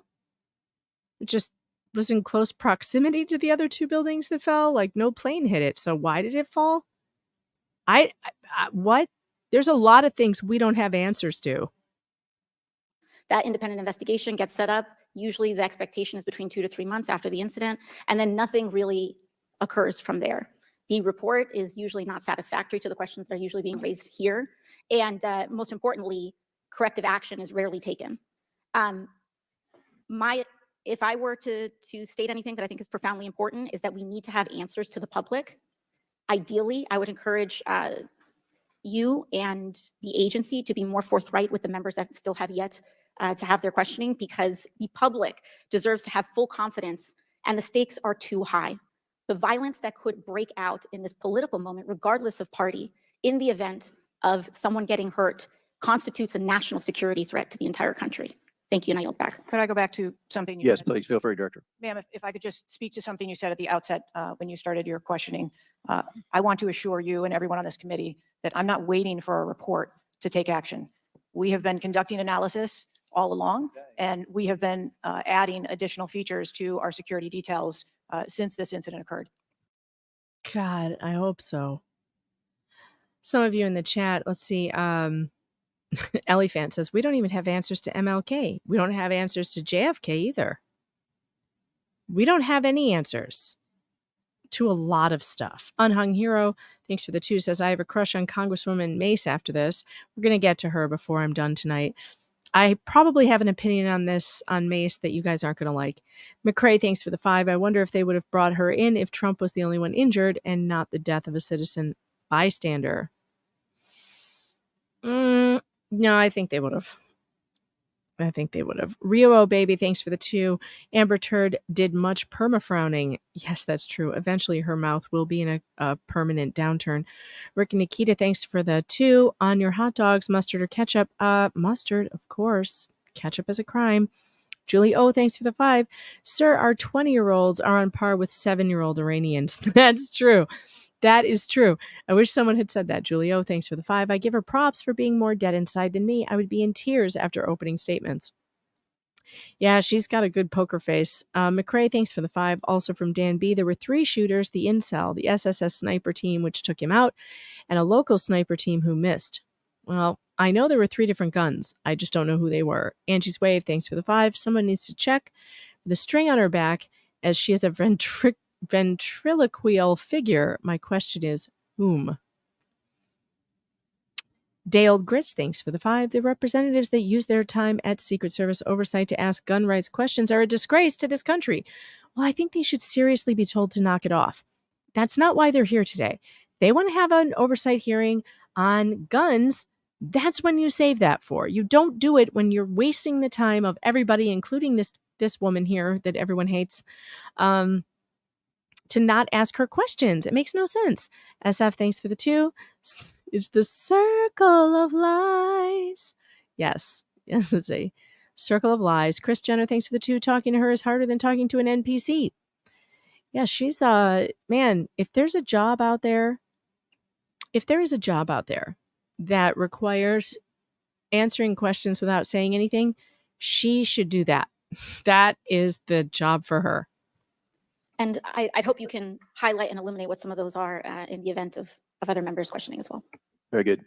Chair recognizes the gentleman from Arizona, Mr. Biggs. Thank you, Mr. Chairman. I request unanimous consent for that photo to go into the official record. All right. I don't remember Mr. Biggs blowing my socks off, so let's move ahead to, oh, this woman was really good. And she's a Democrat. So this is, she also did not do anything, politically nasty. President Harris, Not and that that I is know of. political violence is completely unacceptable in this country. Full stop. I love that. We need more people saying that. Full stop. Political violence, not okay. It is an assault on our democracy itself, and I am devastated by this attack on a candidate for the president, for the office of the highest office in the land, and continue to pray for the victims of the shooting and their families. As someone who has known gun violence firsthand, no one should have to experience the pain of losing a loved one to weapons of war. It is deeply unfortunate political violence has become far too common. Whether it is the deadly attack on the Capitol on January 6th, the assault on Speaker Pelosi's husband, or the threats of violence against election workers, we all must work to condemn political violence and tone down the rhetoric. So, Director Cheatle, on behalf of the hardworking men and women of the Secret Service, can you give us some perspective as into what goes into securing an event like the rally? Like, how much time do you have to prepare? Thank you for the question. Representative Chantel Brown is from Ohio. I appreciated what she said about toning down the rhetoric, and I hope she means it, and I hope that people listen, and I hope they all stop it. Everybody needs to stop it. Everybody needs to stop saying that democracy itself is at stake in this election. No, it isn't. Just stop it. And yeah, I know that bothers me too, because we're a republic. I know. When are they going to say the republic is at stake? It's like the word republic just isn't in the vocabulary of anybody in politics at all. It's not a reflection on her. They all do it. But yeah, I think everybody needs to tone it down. That's what I think. And I hope that she will take her own advice, and I hope that all of these people will stop. Generally, when we receive notification that there's going to be an event taking place at a venue, the advance team assignments are made, and there's a 5-day process to conduct walkthroughs, coordinate with Flux. staff, local staff, and whether it be Yes, you campaign may. staff or the protectee staff, and then with local law enforcement on where the perimeter is going to be, the size and the scope of the event, how many attendees there are going to be, if it's an indoor rally, outdoor rally, what sort of assets are available locally, what sort of assets the Secret Service can bring to bear, and what the scope of the event that the staff is trying to accomplish. So to that point, how many agents were recommended or requested as opposed to how many were assigned? So I'm not going to get into specifics of how many were assigned, but those numbers that were requested were provided. And how many local agents were involved in the preparation, if you will, that you talked about, that 5-day preparation? So there were a number of local agents from the local office, as well as agents from the former Trump detail that were involved in that advance process. Do we have a number? I do have a number. I'm not going to release that number in this setting. I'm refusing to give you that number. You're not making this easy for us. No, This she is isn't. a shocking incident on the former president's life and an appalling instance of political violence and a threat to our democratic values. I'm thankful that the former president is on the mend. And again, I'm grieving for the family and friends of Corey Compatore, who lost a loved one in this shooting and now know the unbearable pain of gun violence. I really hope this serves as a reminder about our responsibility to attack policies, not personalities, to be honest and truthful, and to treat one another with dignity, respect, and thoughtfulness. And with that, I yield my remaining time to Ranking Member Raskin. I loved that. She's absolutely 100% right. Policies over personalities. Stop attacking personalities. Attack the policies, but keep it civil. We need to bring civility back. And that's one of the reasons why I did not appreciate Nancy Mace today. Because I do not appreciate the breaking of the rules of decorum for your moment on television. Nancy Mace is coming up here soon.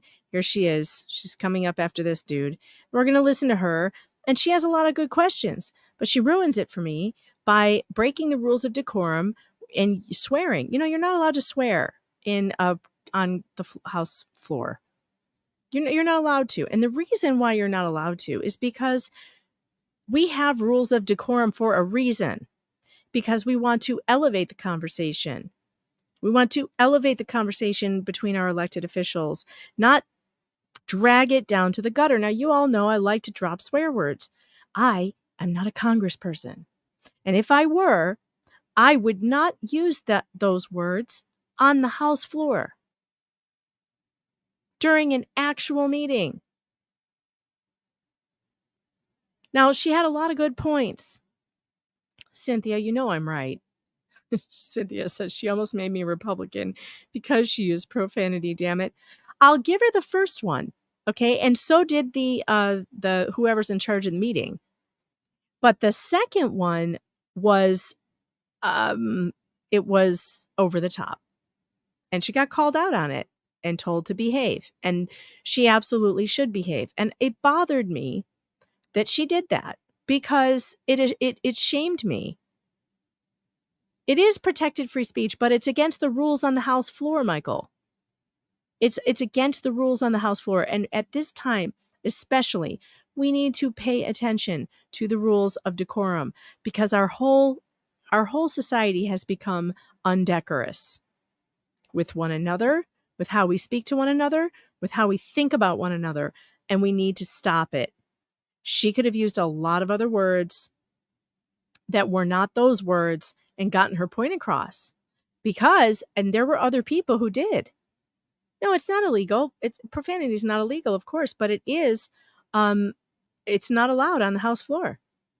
And the reason why, and one of the things that they started doing was relaxing the uniform, the dress code on the House floor, which I also hate. I think that our House of Representatives is a place that ought to be buttoned up and civil. It ought to be the last place in the country that is buttoned up and civil. I don't want to see your tattoos on the House floor. I don't want to see your facial piercings. I don't want to see any of that crap. I want to see serious looking adults that behave seriously and treat each other with decorum. Okay? I just do. Especially now when people are at each other's throats. I am not a Fed. Stop saying I'm a Fed. Cynthia, shut up. Ellie Fan says, buttoned up. They have furry sex parties. Well, I know what they do behind closed doors, but I don't want to hear about it on the House floor. I'll tell you that much. I would like them to pretend that they're upstanding citizens. To answer the questions. Chair now recognizes Ms. Mace from South Carolina. Here she Thank you, comes. Mr. Chairman, Director Cheatle. The American people are watching, and they're wondering if there are any questions you can answer honestly today. So, Director Cheatle, I have a series of questions, very specific questions. I want very specific answers. Most of my questions are going to demand a yes or no answer. Do you understand? I do. Okay, my first. All right, so Nancy Mace here is from California. She is suffering from too many lip injections. But other than that, most of her questions are good. Question. Both sides of the aisle today have asked for your resignation. Would you like to use my 5 minutes to draft your resignation letter? Yes or no? No, thank you. Would you like to use my 5 minutes to draft your resignation letter? Now, again, what does she think? She thinks that this woman is going to say yes and then take out her legal pad and draft that question was specifically made to get on television. And this is one of those things that I don't like about these congressional hearings, because there are cameras in the room. Sometimes, well, a lot of times, the representatives will do things to get their name dropped all over the news. And I believe that that's what she was doing. Yes, this is the political theater that AOC was talking about. Thank you, Manders. That AOC did not engage in today.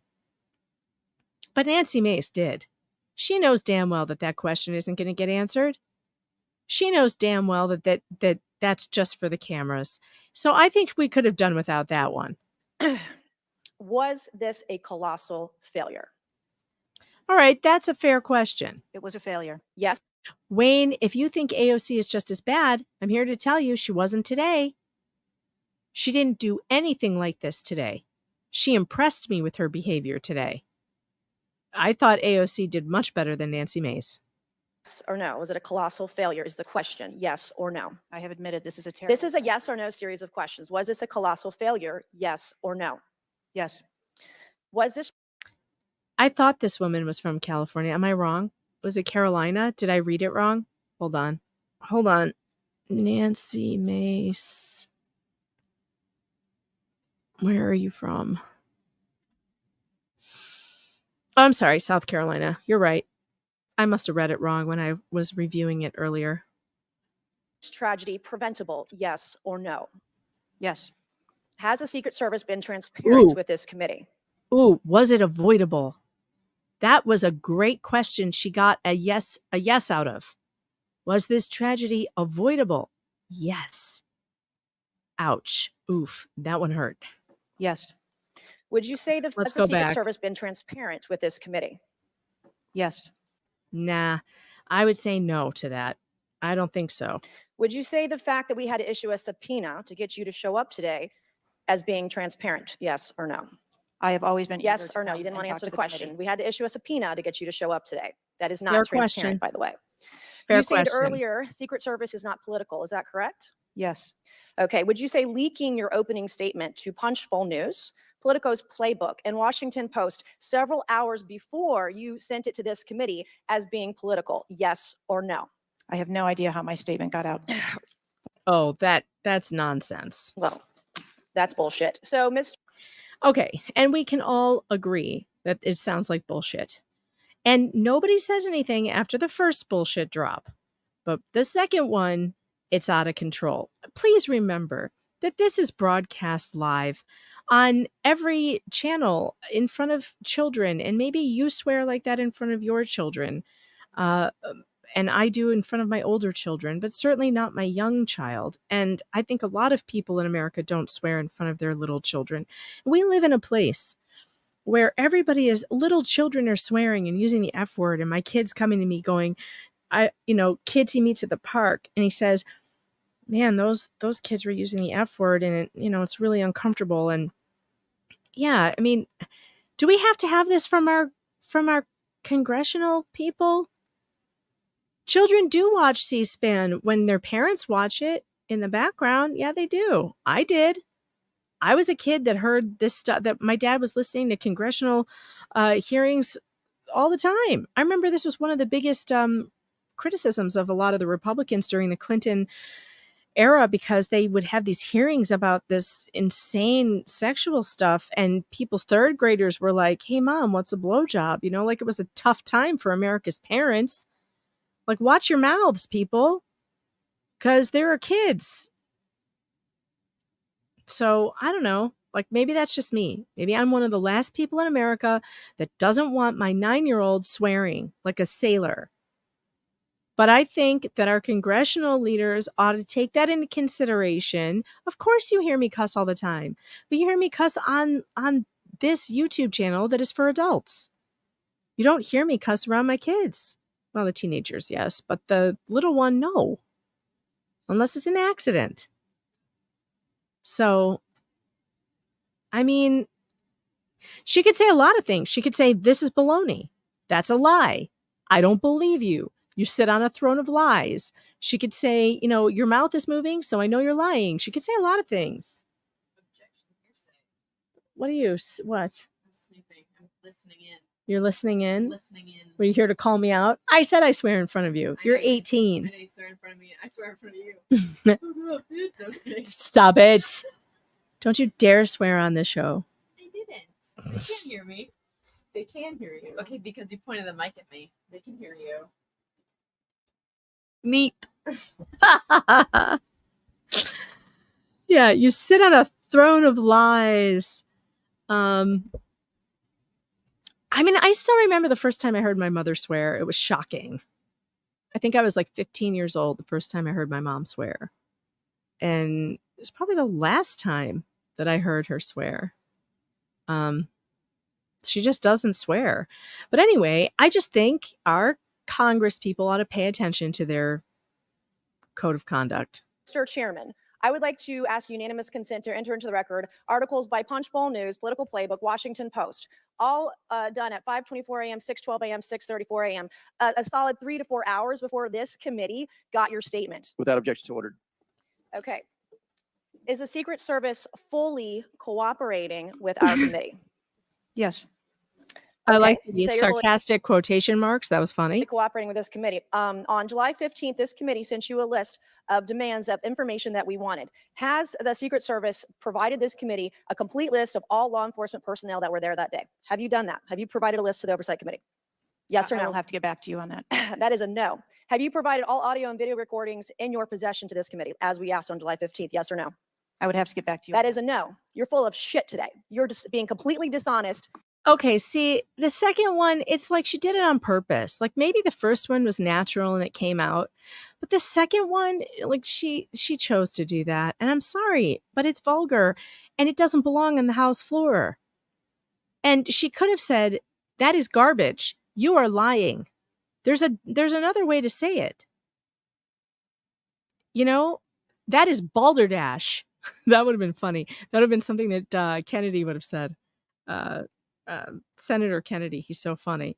He uses words like balderdash. I love it, Catherine. I love it in a press conference. I do not love it on the House floor. If she wanted to come out later and tell the press these things or do a video for YouTube or Twitter and say these things, fine. But yeah, not on the House floor. I don't like this malarkey. A brazen lie. Yeah, she could have done this. Where's my button? Don't get brazen with me. Yeah. I mean, yes, she's right that this woman is full of shit. Yes, but I just don't like it. It gives me the cringe. Mr. Chairman, Mr. Chairman, I want to. Mr. Come on, we have to maintain decorum in this committee, no matter how have you provided upset we any get. and all memos to this? Yeah, we must maintain decorum. And here's why that's important. Because the whole country is falling apart because we can't be reasonable with one another. We can't be civil to one another. And these people better be setting an example. They better be setting the example that they can get along with one another. They better not be bringing in the uncivil bullshit that the rest of us are dealing with out here onto the House floor. I expect them to be better. I certainly don't expect any of us out here to curb our language, because I'm not operating under any rules of decorum, but they are.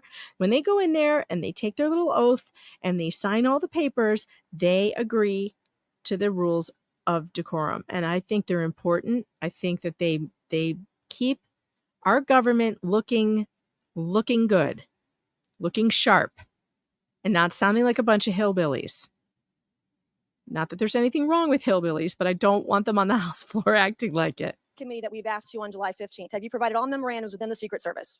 I would have to get back to you on that. Is a no. You are being dishonest or lying. Like you're being dishonest here with this committee. These are important questions that the American people want answers to, and you're just dodging and talking around it in generalities. And we had to subpoena you to be here, and you won't even answer the questions. We've asked you repeatedly to answer our questions. This isn't hard. These are not hard questions. Have you provided us all communications from the Secret Service related to that day and that rally? Have you provided this committee? We've asked for this information on July 15th. Have you provided any of this information that this committee has asked of the Secret Service? Any of it? I'll have to get back to you. Have you even read this letter that we sent you?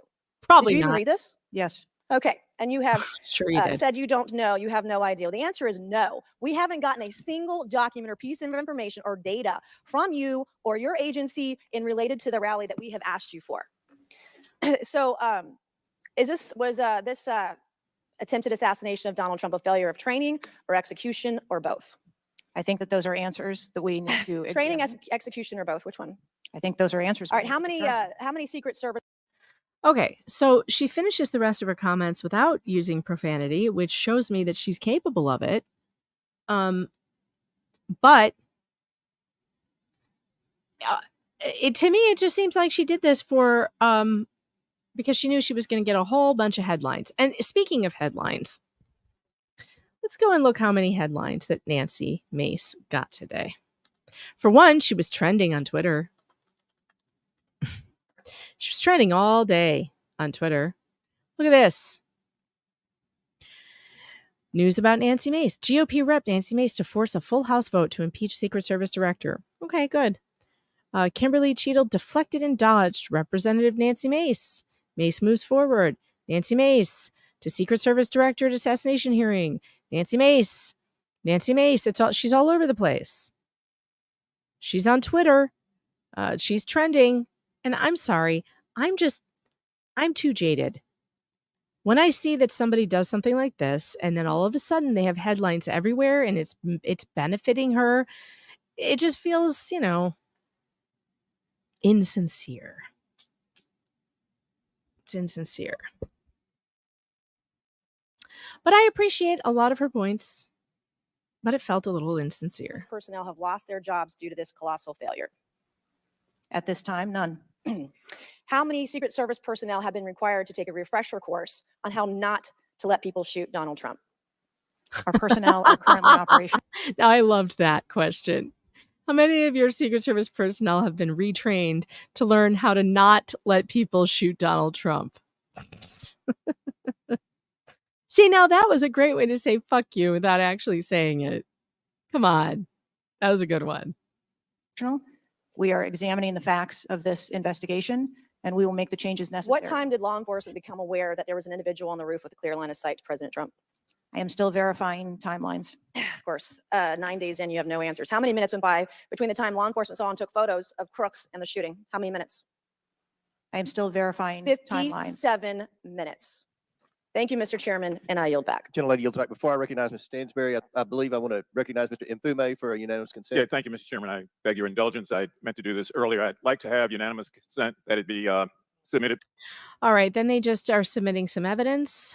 That goes on for a little while. Let's see, who is this? I think she was quite good, too. Let's move seem to remember this next lady being quite good. Federal government. I'm having trouble moving forward. Why is that? Don't give me that. And sub-agencies, and this appears in the July 17th edition of Government Executive. Without objection, so ordered. Chair now recognizes Ms. Stansbury from New Mexico. Thank you, Ms. Mr. Chairman. Stansbury from New I want to start by Mexico. just saying that part of why you have bipartisan agreement here on the dais about the severity and importance of this hearing is because this is not just a single shooting. This is about national security and the security of our democracy. It's not just one operational failure. This is about our public officials safe. And what does that signal to our country and to the world about American security and the ability of our officials to do their jobs safely? Stansbury is a Democrat, by the way, from New Mexico. So I want to start by saying thank you to all of our brave men and women who are in the uniform, whether it's the Secret Service or local law enforcement, who put their lives on the line. I think obviously we honor their service, but this is really about operational failures and what it means for our country at large. And I also want to reaffirm that we must condemn unequivocally political violence of any kind, not just political violence, and that it cannot be tolerated in this democracy. And also to offer my prayers for the slain. If you are drinking, you should take a drink every time the word democracy gets mentioned, because it's going to be mentioned a whole lot more. Fire Chief Corey Comprator, and also prayers for those who've been injured.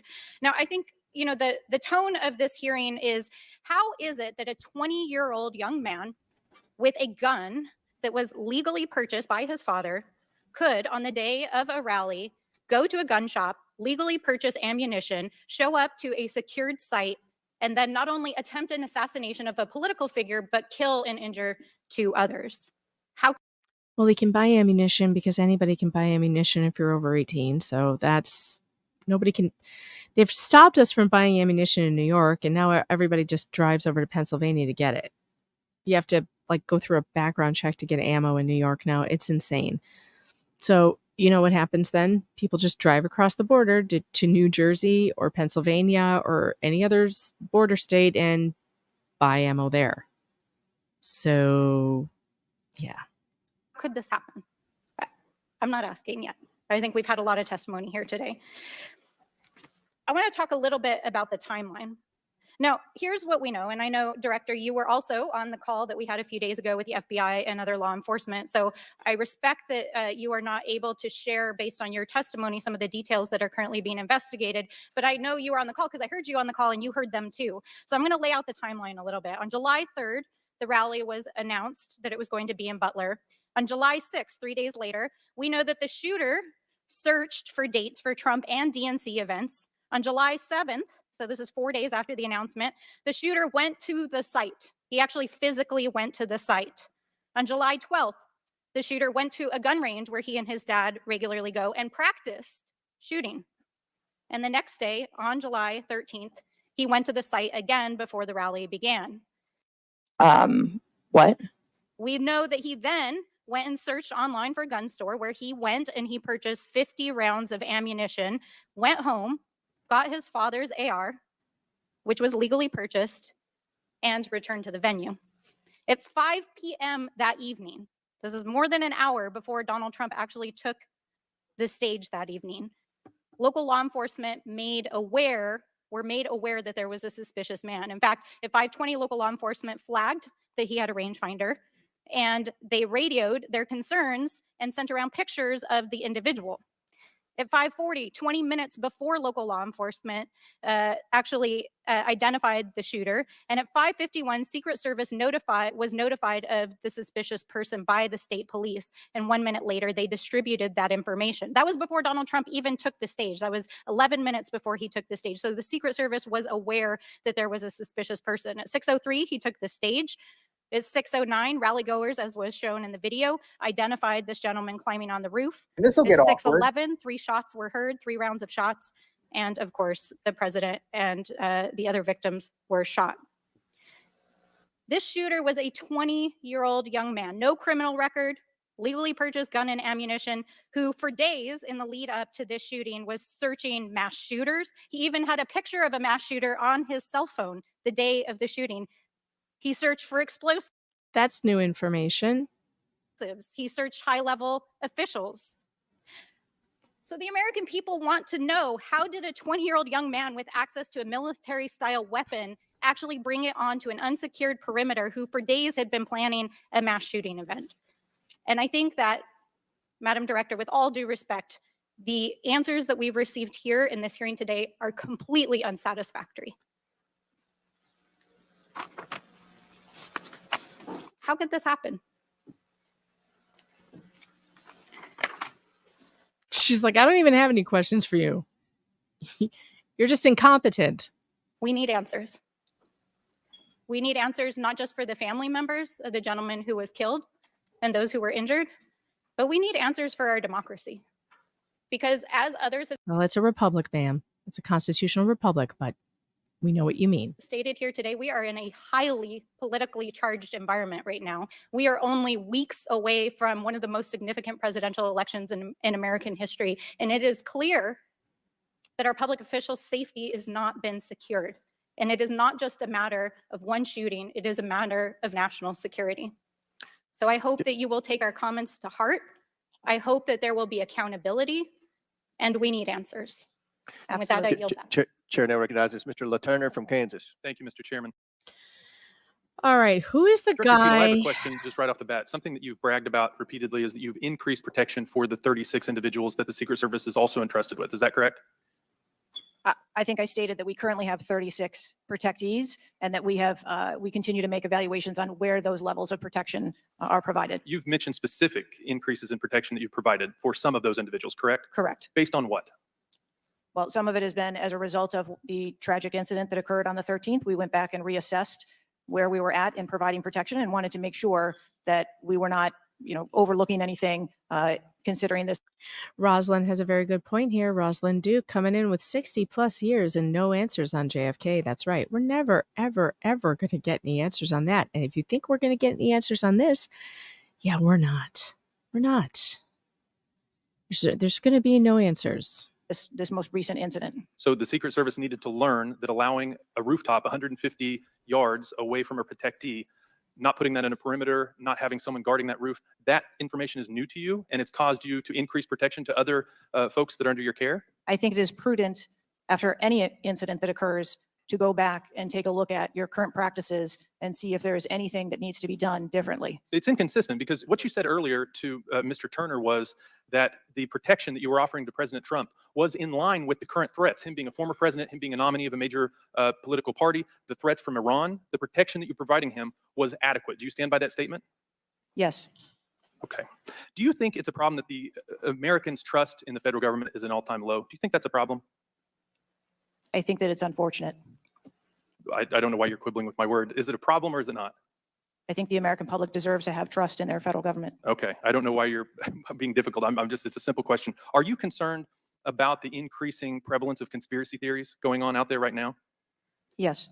I am too. You've been incredibly inconsistent with your answers before this committee today and what you were willing to reveal. You've acknowledged that the shooter was identified with a rangefinder, that President Trump's detail was sufficient for the threats he faced from Iran, that certain details were erroneously reported, in your words, but you haven't been willing to provide any information about the decision to place the building in question outside the perimeter, the explosives placed in the shooter's vehicle, the use of a drone by the shooter, or when exactly the Secret Service identified the shooter as a threat rather than merely suspicious. What is your standard today for what you are willing to answer and what you are not? Because you've been inconsistent. I'm certain that you can understand that some of the information that's been provided to you thus far has come from the FBI's investigation and has come from information that we have released. I want to make sure that information that is being provided to this committee is consistent and is factual. But the question about the drone that the chairman asked at the beginning of the hearing, he said, do you know this information? And you acknowledged that, yes, you do know the information, you just don't want to tell us. I guess my question is that if you wanted to wait till the end of the investigation to draw conclusions, which you've acknowledged you're not, you're drawing conclusions right now and making changes. But if that was your standard, that you want to wait till the end of the investigation to draw conclusions, okay, at least you would be consistent in that. But what we're wanting to know today, and what would dispel some of the conspiracy theories out there, what would increase trust with the American people, is for you to let facts out, for you to tell us what you know. And I want to understand from you, why is that a problem? Why is it inconsistent with a quality investigation to release to the American people today, at least the information that you know for sure? Because you certainly know for sure more information than you're willing to give us today. I have released that there was a failure and that there are gaps that we need to make sure that they don't happen again. That's not acceptable. That's not enough. That doesn't quell any conspiracy theories out there. In your 27 years of experience, would you have been concerned about an elevated location within 150 yards of a protectee that did not have a Secret Service presence? Just based on your experience. What I can tell you is that every site and every venue. No. is I'm advanced asking differently. for your experience. Looking at this situation, would that have been of concern to you? Or would you have agreed that it's fine, it doesn't need to be covered? What I have explained today You're is not going that to answer. there was. Is it true that at 5:45 p.m., approximately 18 minutes before President Trump took the stage, the Beaver County Emergency Services Unit noticed the shooter on the roof and photographed him? Is that a fact or not? That is the information that I have from the FBI's report, yes. You haven't been willing to share whether or when this was communicated to the Secret Service. So I'd like to get into the difference between suspicious activity and threatening activity. Is it suspicious or threatening if an individual is seen around the perimeter with a rangefinder? Is that just suspicious? That could be termed as suspicious. If that same individual with the rangefinder is found on a rooftop, is that still just suspicious, or is that considered threatening? That could be termed still as suspicious. All right, my time What? is over. Mr. Chairman, I yield back. That is so crazy. If that's the case, then they need to change everything about what they're doing. All right, now this guy from Texas, this is unbelievable. Yes. Okay. Do you know what the next most dangerous site? What was the closest structure to the president, other than the 4 immediate ones that you had your counter sniper teams on? There are a number of structures around that event site. You know who the shooter knew? The shooter has visited the site 2 more times than you have, and he had a drone, and he picked the AGR building. So you said, do you remember in an ABC interview you did that you didn't have people on the roof of the AGR building because you were worried about safety because of the slope? I recall. Remember when you said that stupid thing? Does the Secret Do you remember that? Service have written policy you can share with us about slope roofs? No. Okay. So why'd you? What? There's no written policy about slopey roofs? Really? Well, then what the hell is she talking about? Act like there was one, because is it your practice to comment on enormous events of enormous national implications when you're ignorant of the facts? That's rhetorical. So here's the thing with the slopes. Thank you for pointing that out. That's rhetorical. I don't need you to respond. So here's the thing with the slopes. You go all up to like 1812. You can go to a 112, which is about as flat as you can get without it being completely flat. And you're saying that there was a danger, safety concern there. But the problem is, Director, you put your counter snipers on a 312 roof, which is steeper than the 112. And by the way, the 112 is ADA compliant. You can build a ramp for a wheelchair. The slopey roof was ADA compliant. A 112 roof. So these are nothing but pathetic excuses, and they make no sense, and they're a bunch of. You know what? With the DEI hiring, they could have hired a Secret Service agent in a wheelchair and placed a guy in a wheelchair on top of that roof to be the sniper. And that would have fulfilled the DEI category, wouldn't it have? I mean, ban assault slopes. Chris says ban assault slopes. Who is this guy? He's Representative Fallon from Texas, the great state of Texas. Cow dung. All the law enforcement I've spoken with over the last 9 days are amazed that the AGR rooftop was not secure. The wheels on the roof go round and round, round and round, round and round. You want to know why? Because it's dangerous. I have never had any long gun training in my life. I own an AR-15, and last time I shot it one time my whole life. It was 6 years ago. That is until Saturday, where we recreated the events in Savoy, Texas. This is unbelievable. Pay attention. If you're not closely paying attention, do so now. Created what happened in Butler. I was lying prone on a slope roof at 130 yards at 6:30 at night. And I knew that he had a scope. I didn't know what kind, red dot or magnified. So I shot 8 rounds from both. You know what the result was? 15 out of 16 kill shots. And Damn. the one I missed would have hit the president's ear. That's a 94% success rate. And that shooter was a better shot than me. It is a miracle President Trump wasn't killed.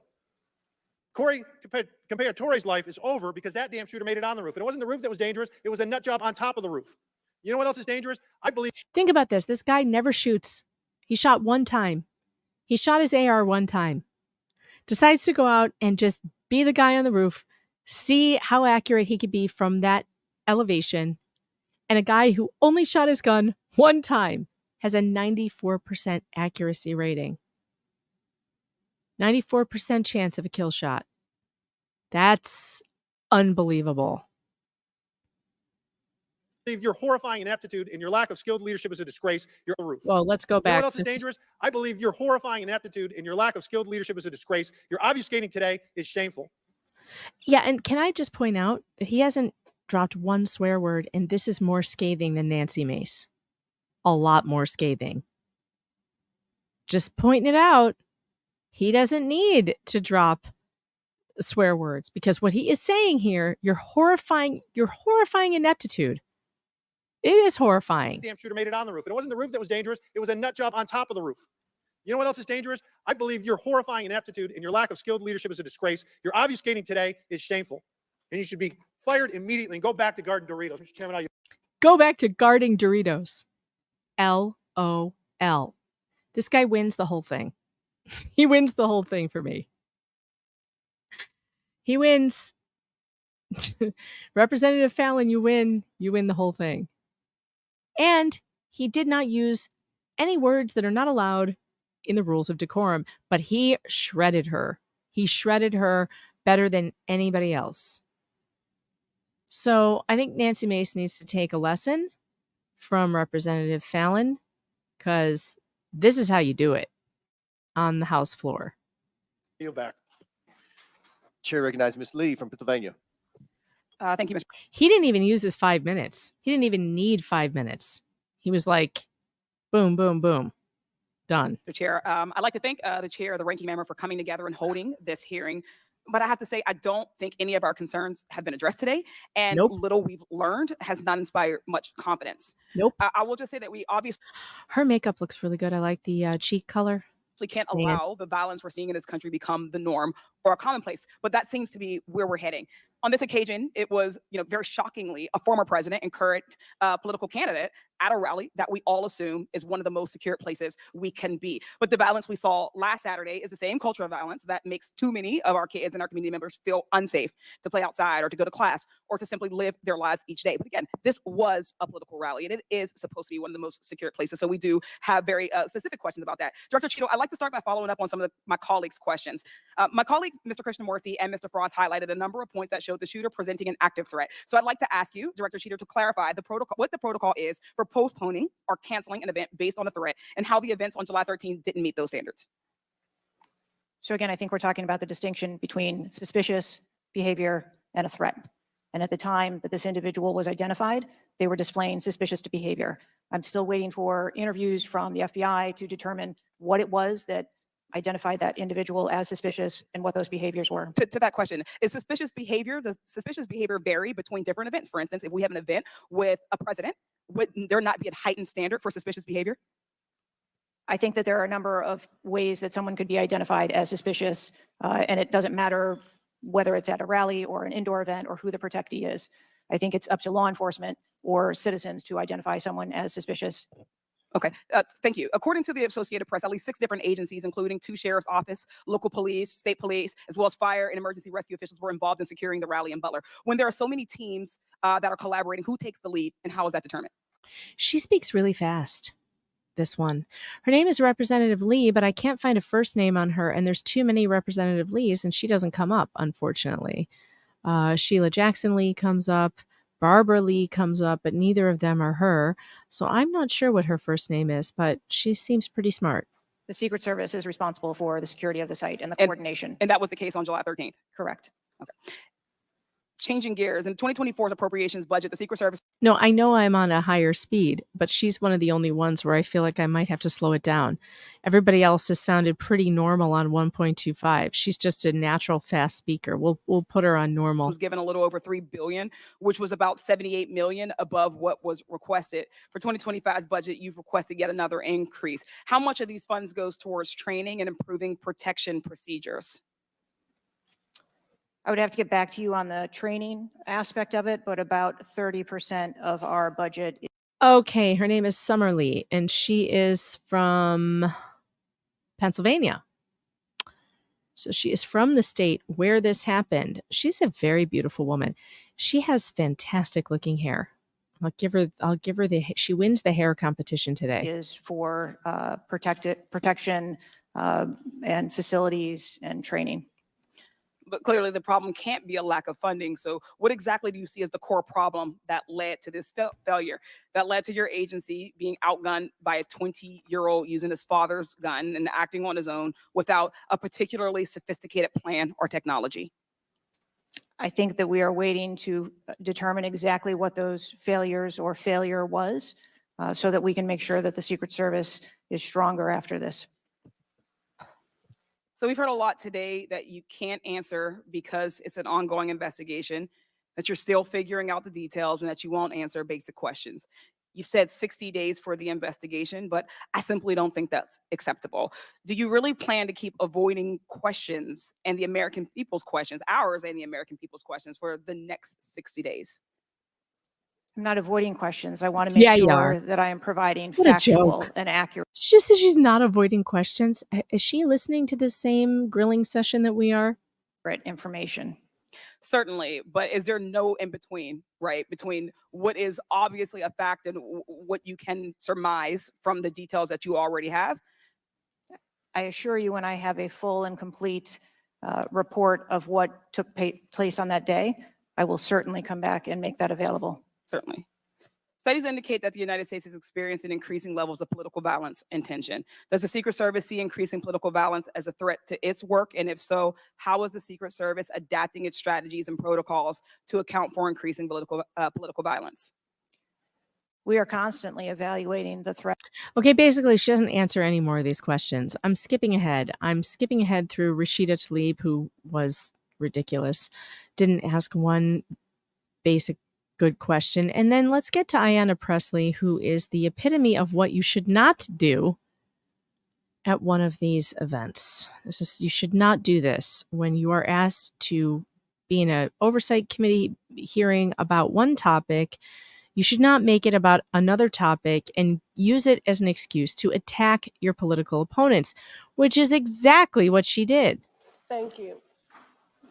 No one, absolutely no one should fear for their life at a political rally, in a classroom, in a faith house, or in their home.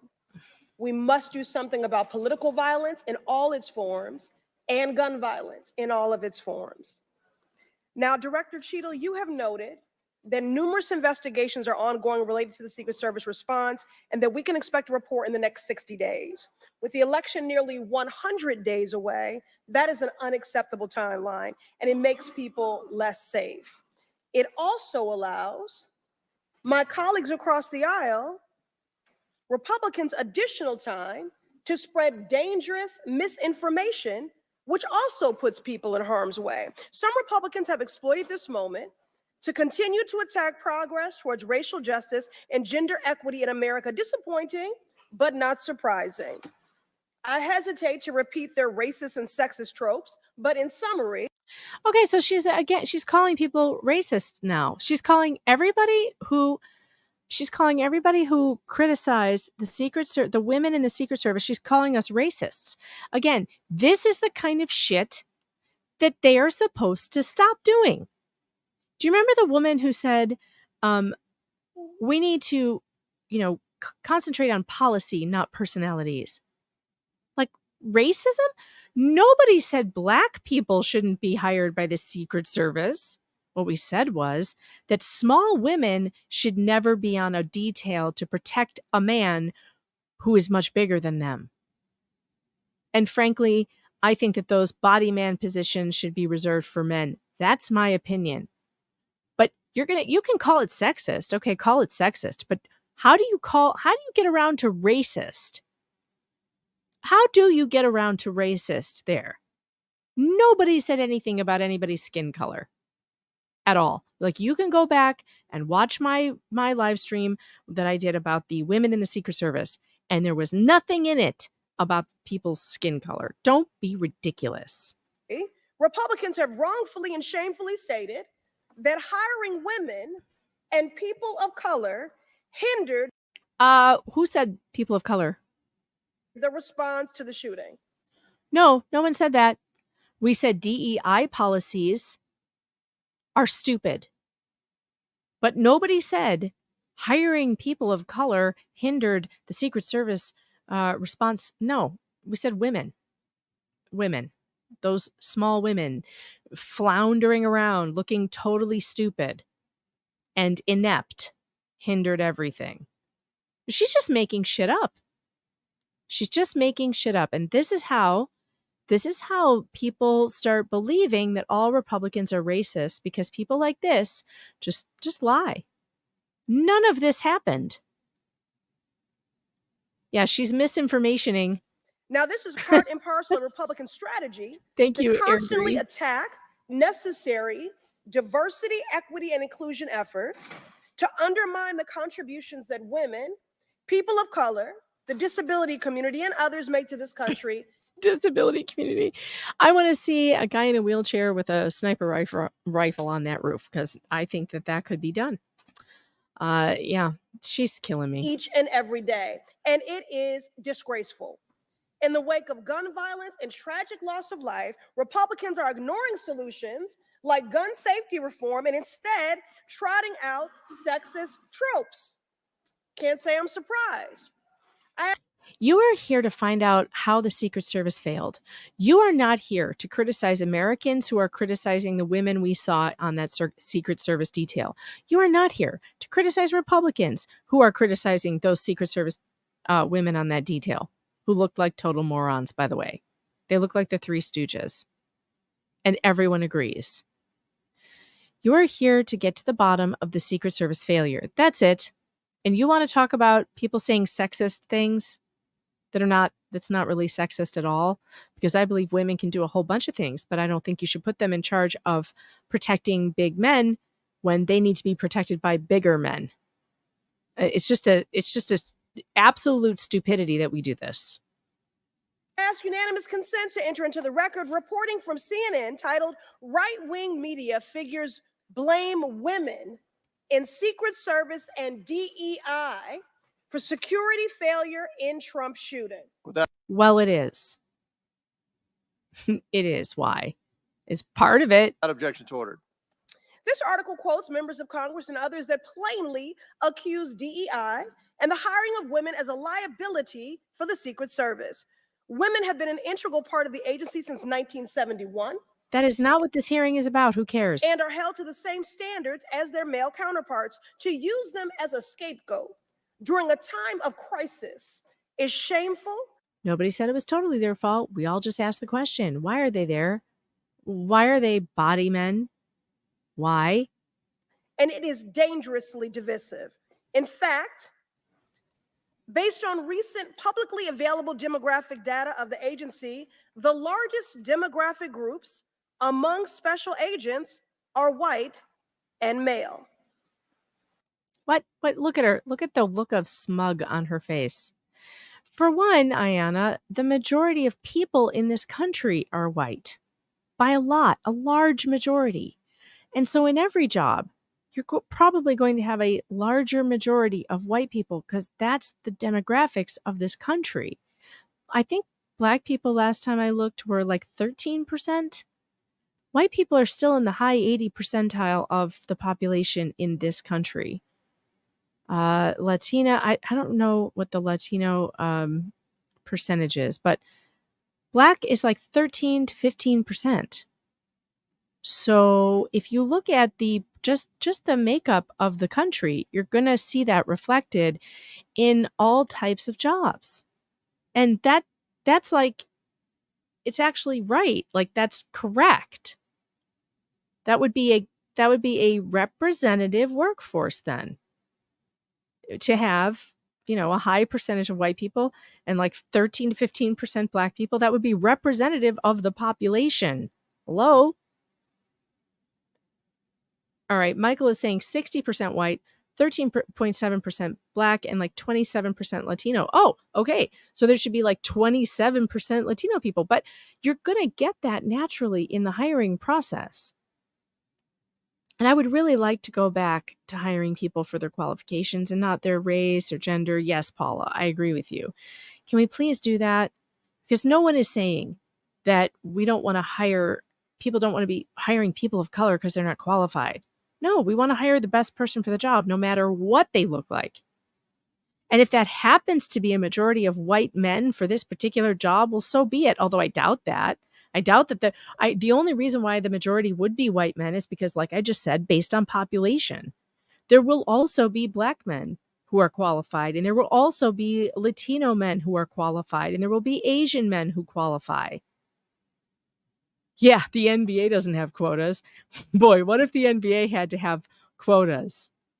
The NBA has way higher representation for black people in the NBA, and nobody's screaming to hire more white guys because white guys don't play basketball as good. So what are you going to do? I mean, yeah, qualifications ought to matter. They ought to matter. But to right-wing extremists, the truth doesn't matter. Right-wing extremists. This is the whole problem. This is the whole problem. She's calling names. She's calling us names. She's doing it again. She's fomenting the hatred out there by the weirdos who are going to climb up on a roof and take shots at us. Because she's calling us right-wing extremists for saying people should be qualified for the jobs they do. This is the political violence. This is her fault. It's people like her who say things like this. Lies they tell to advance their anti-diversity agenda, which is a key theme throughout Project 2025. Oh, here we go. The boogeyman, Project 2025, the thing that President Trump has nothing to do with, that the Heritage Foundation comes up with every year, every election year, which they offer to every side, Democrats and Republicans, in order to push their agendas forward. And nobody ever does it. And Trump has nothing to do with it. And he's already said, I don't want to use it. I have my own, my own policies, and I'm not including theirs. But here we go.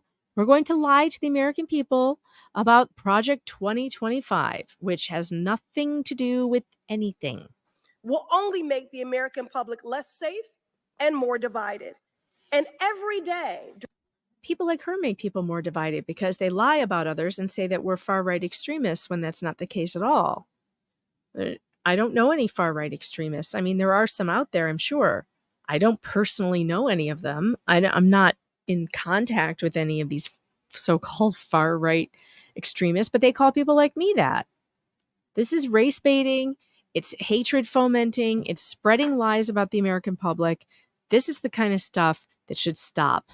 Director Cheatle, that you fail to give us answers. They are given more oxygen to make their baseless claims that women and people of color are responsible for tragic events. Literally, no one said people of color were responsible for this. She is just making this shit up. And that is dangerous too. No, you are dangerous. You're dangerous because you're the one who said this. Nobody else. Thank you.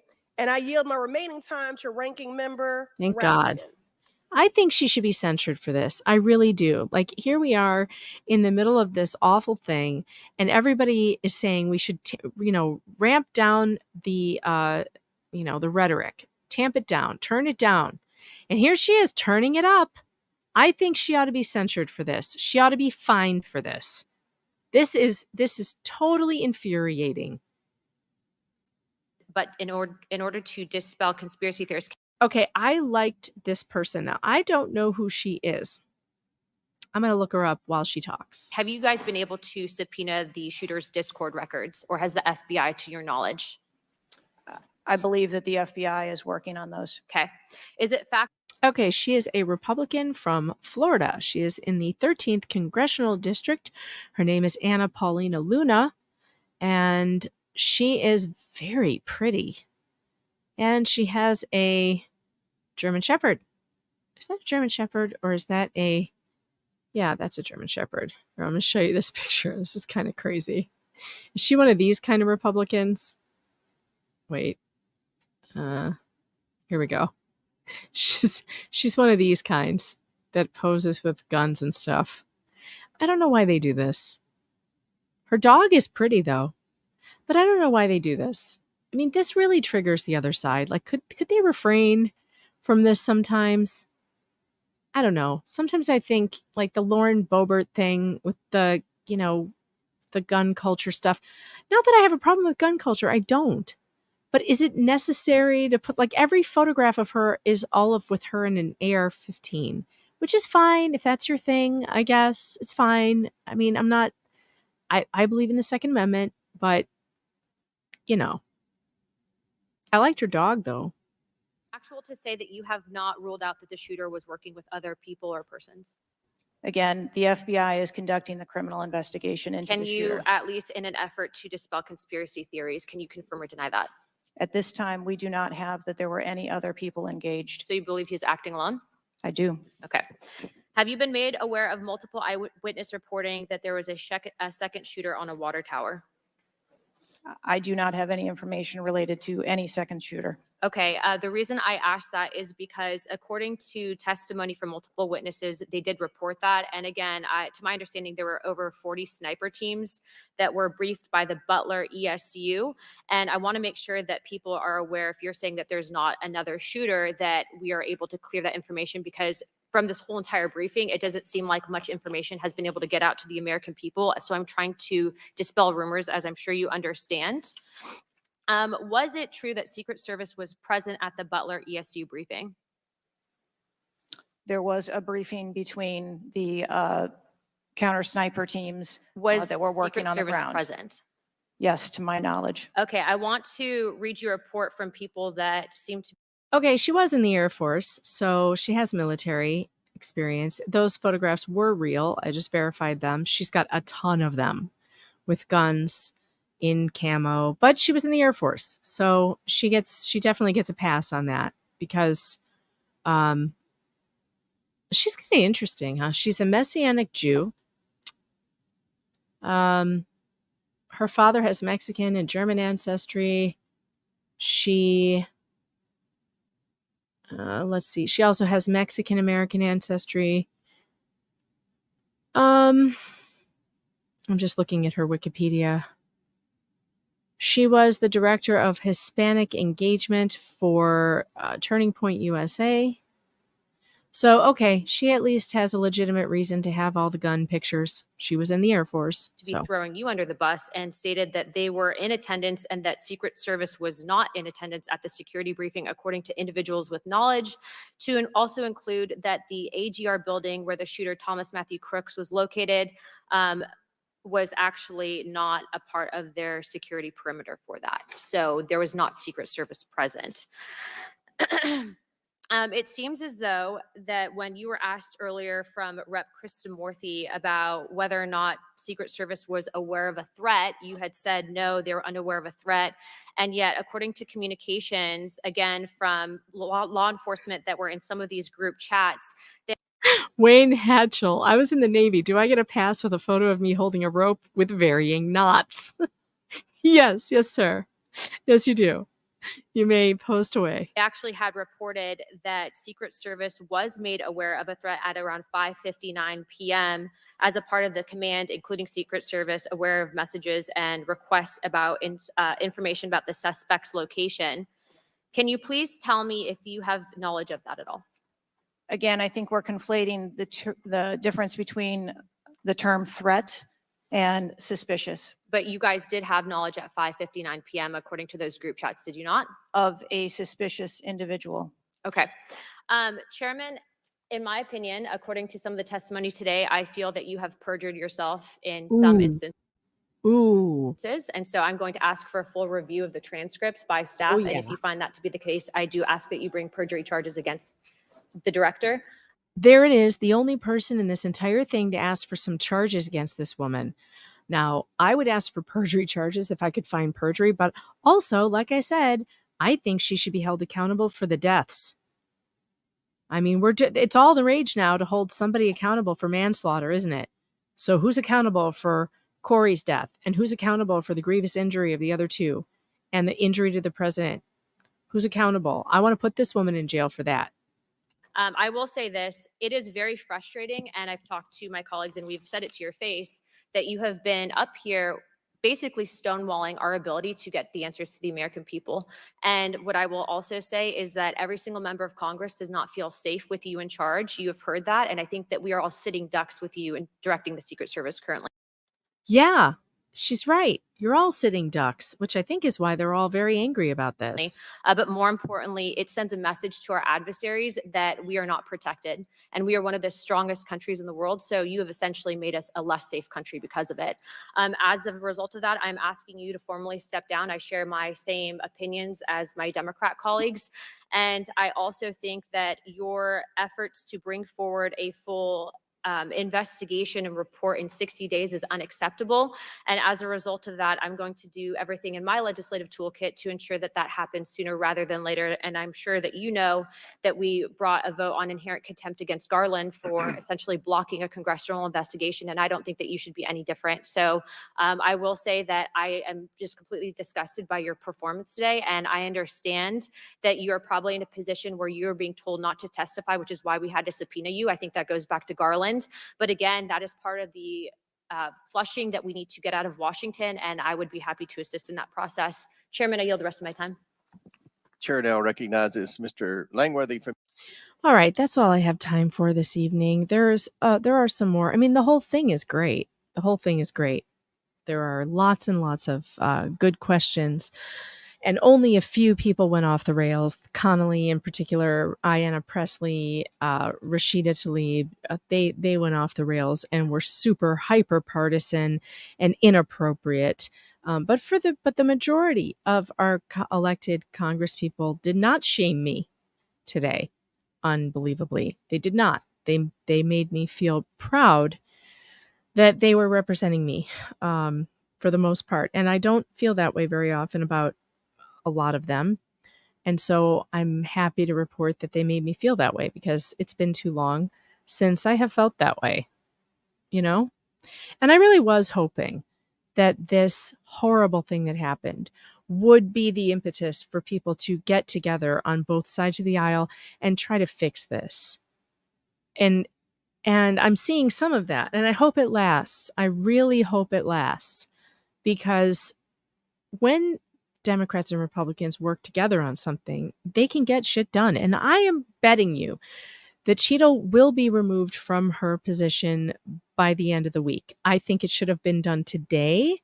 I'm very disappointed that it wasn't done today. The president needs to, if it's his last order before they snuff him out and install Kamala, he's got to do it. He needs to get rid of her. And I don't know if he's aware. I don't know, guys. A lot of people are asking, where is President Biden? Where is he? Yeah. So, all right. I have an article. It is up.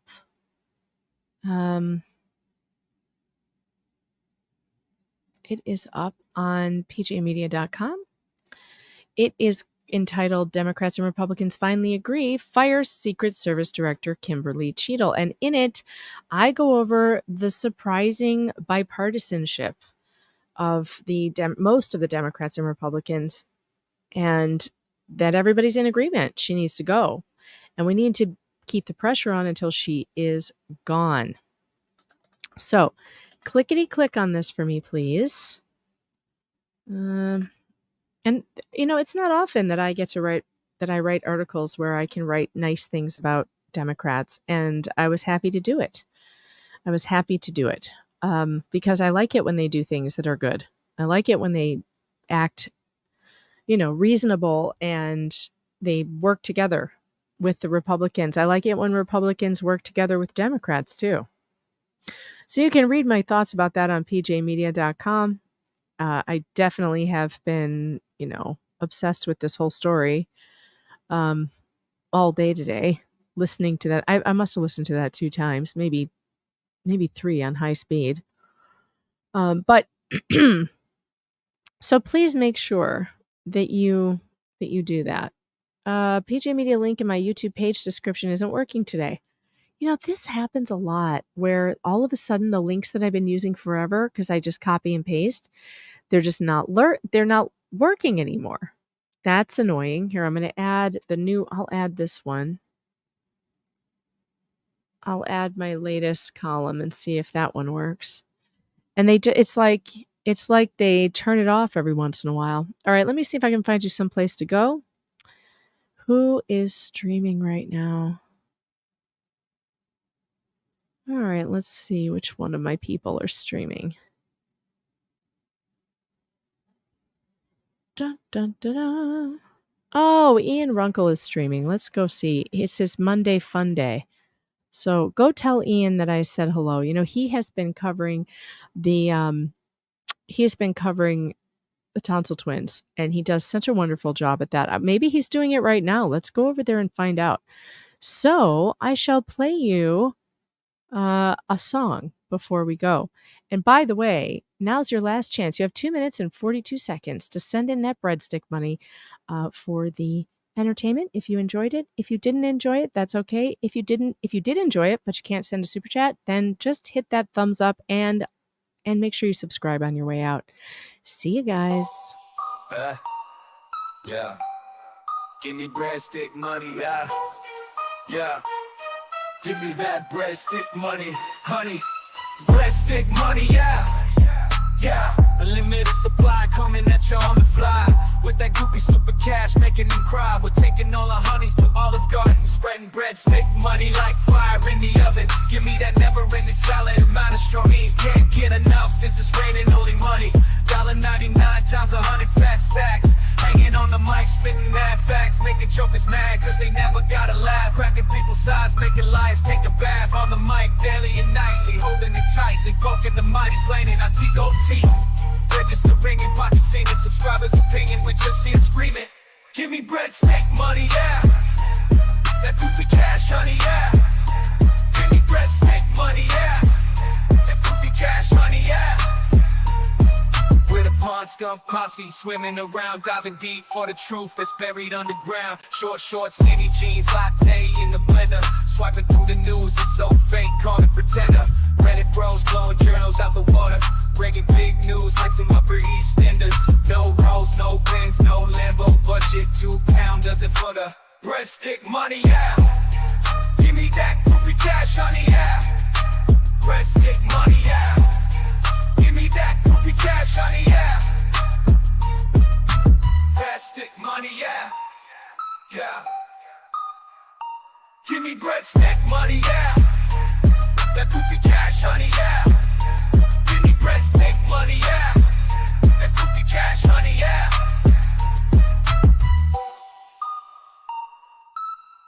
We're the pond skunk posse, swimming around, diving deep for the truth that's buried underground. Short, skinny jeans, latte in the blender. Swiping through the news, it's so fake, call it pretender. Reddit bros blowing journals out the water. Bringing big news like some Upper East Enders. No rolls, no Benz, no Lambo budget. 2 pounders and for the breadstick money, yeah. Give me that goofy cash, honey, yeah. Breadstick money, yeah. Give me that goofy cash, honey, yeah. Breadstick money, yeah. Yeah. Give me breadstick money, yeah.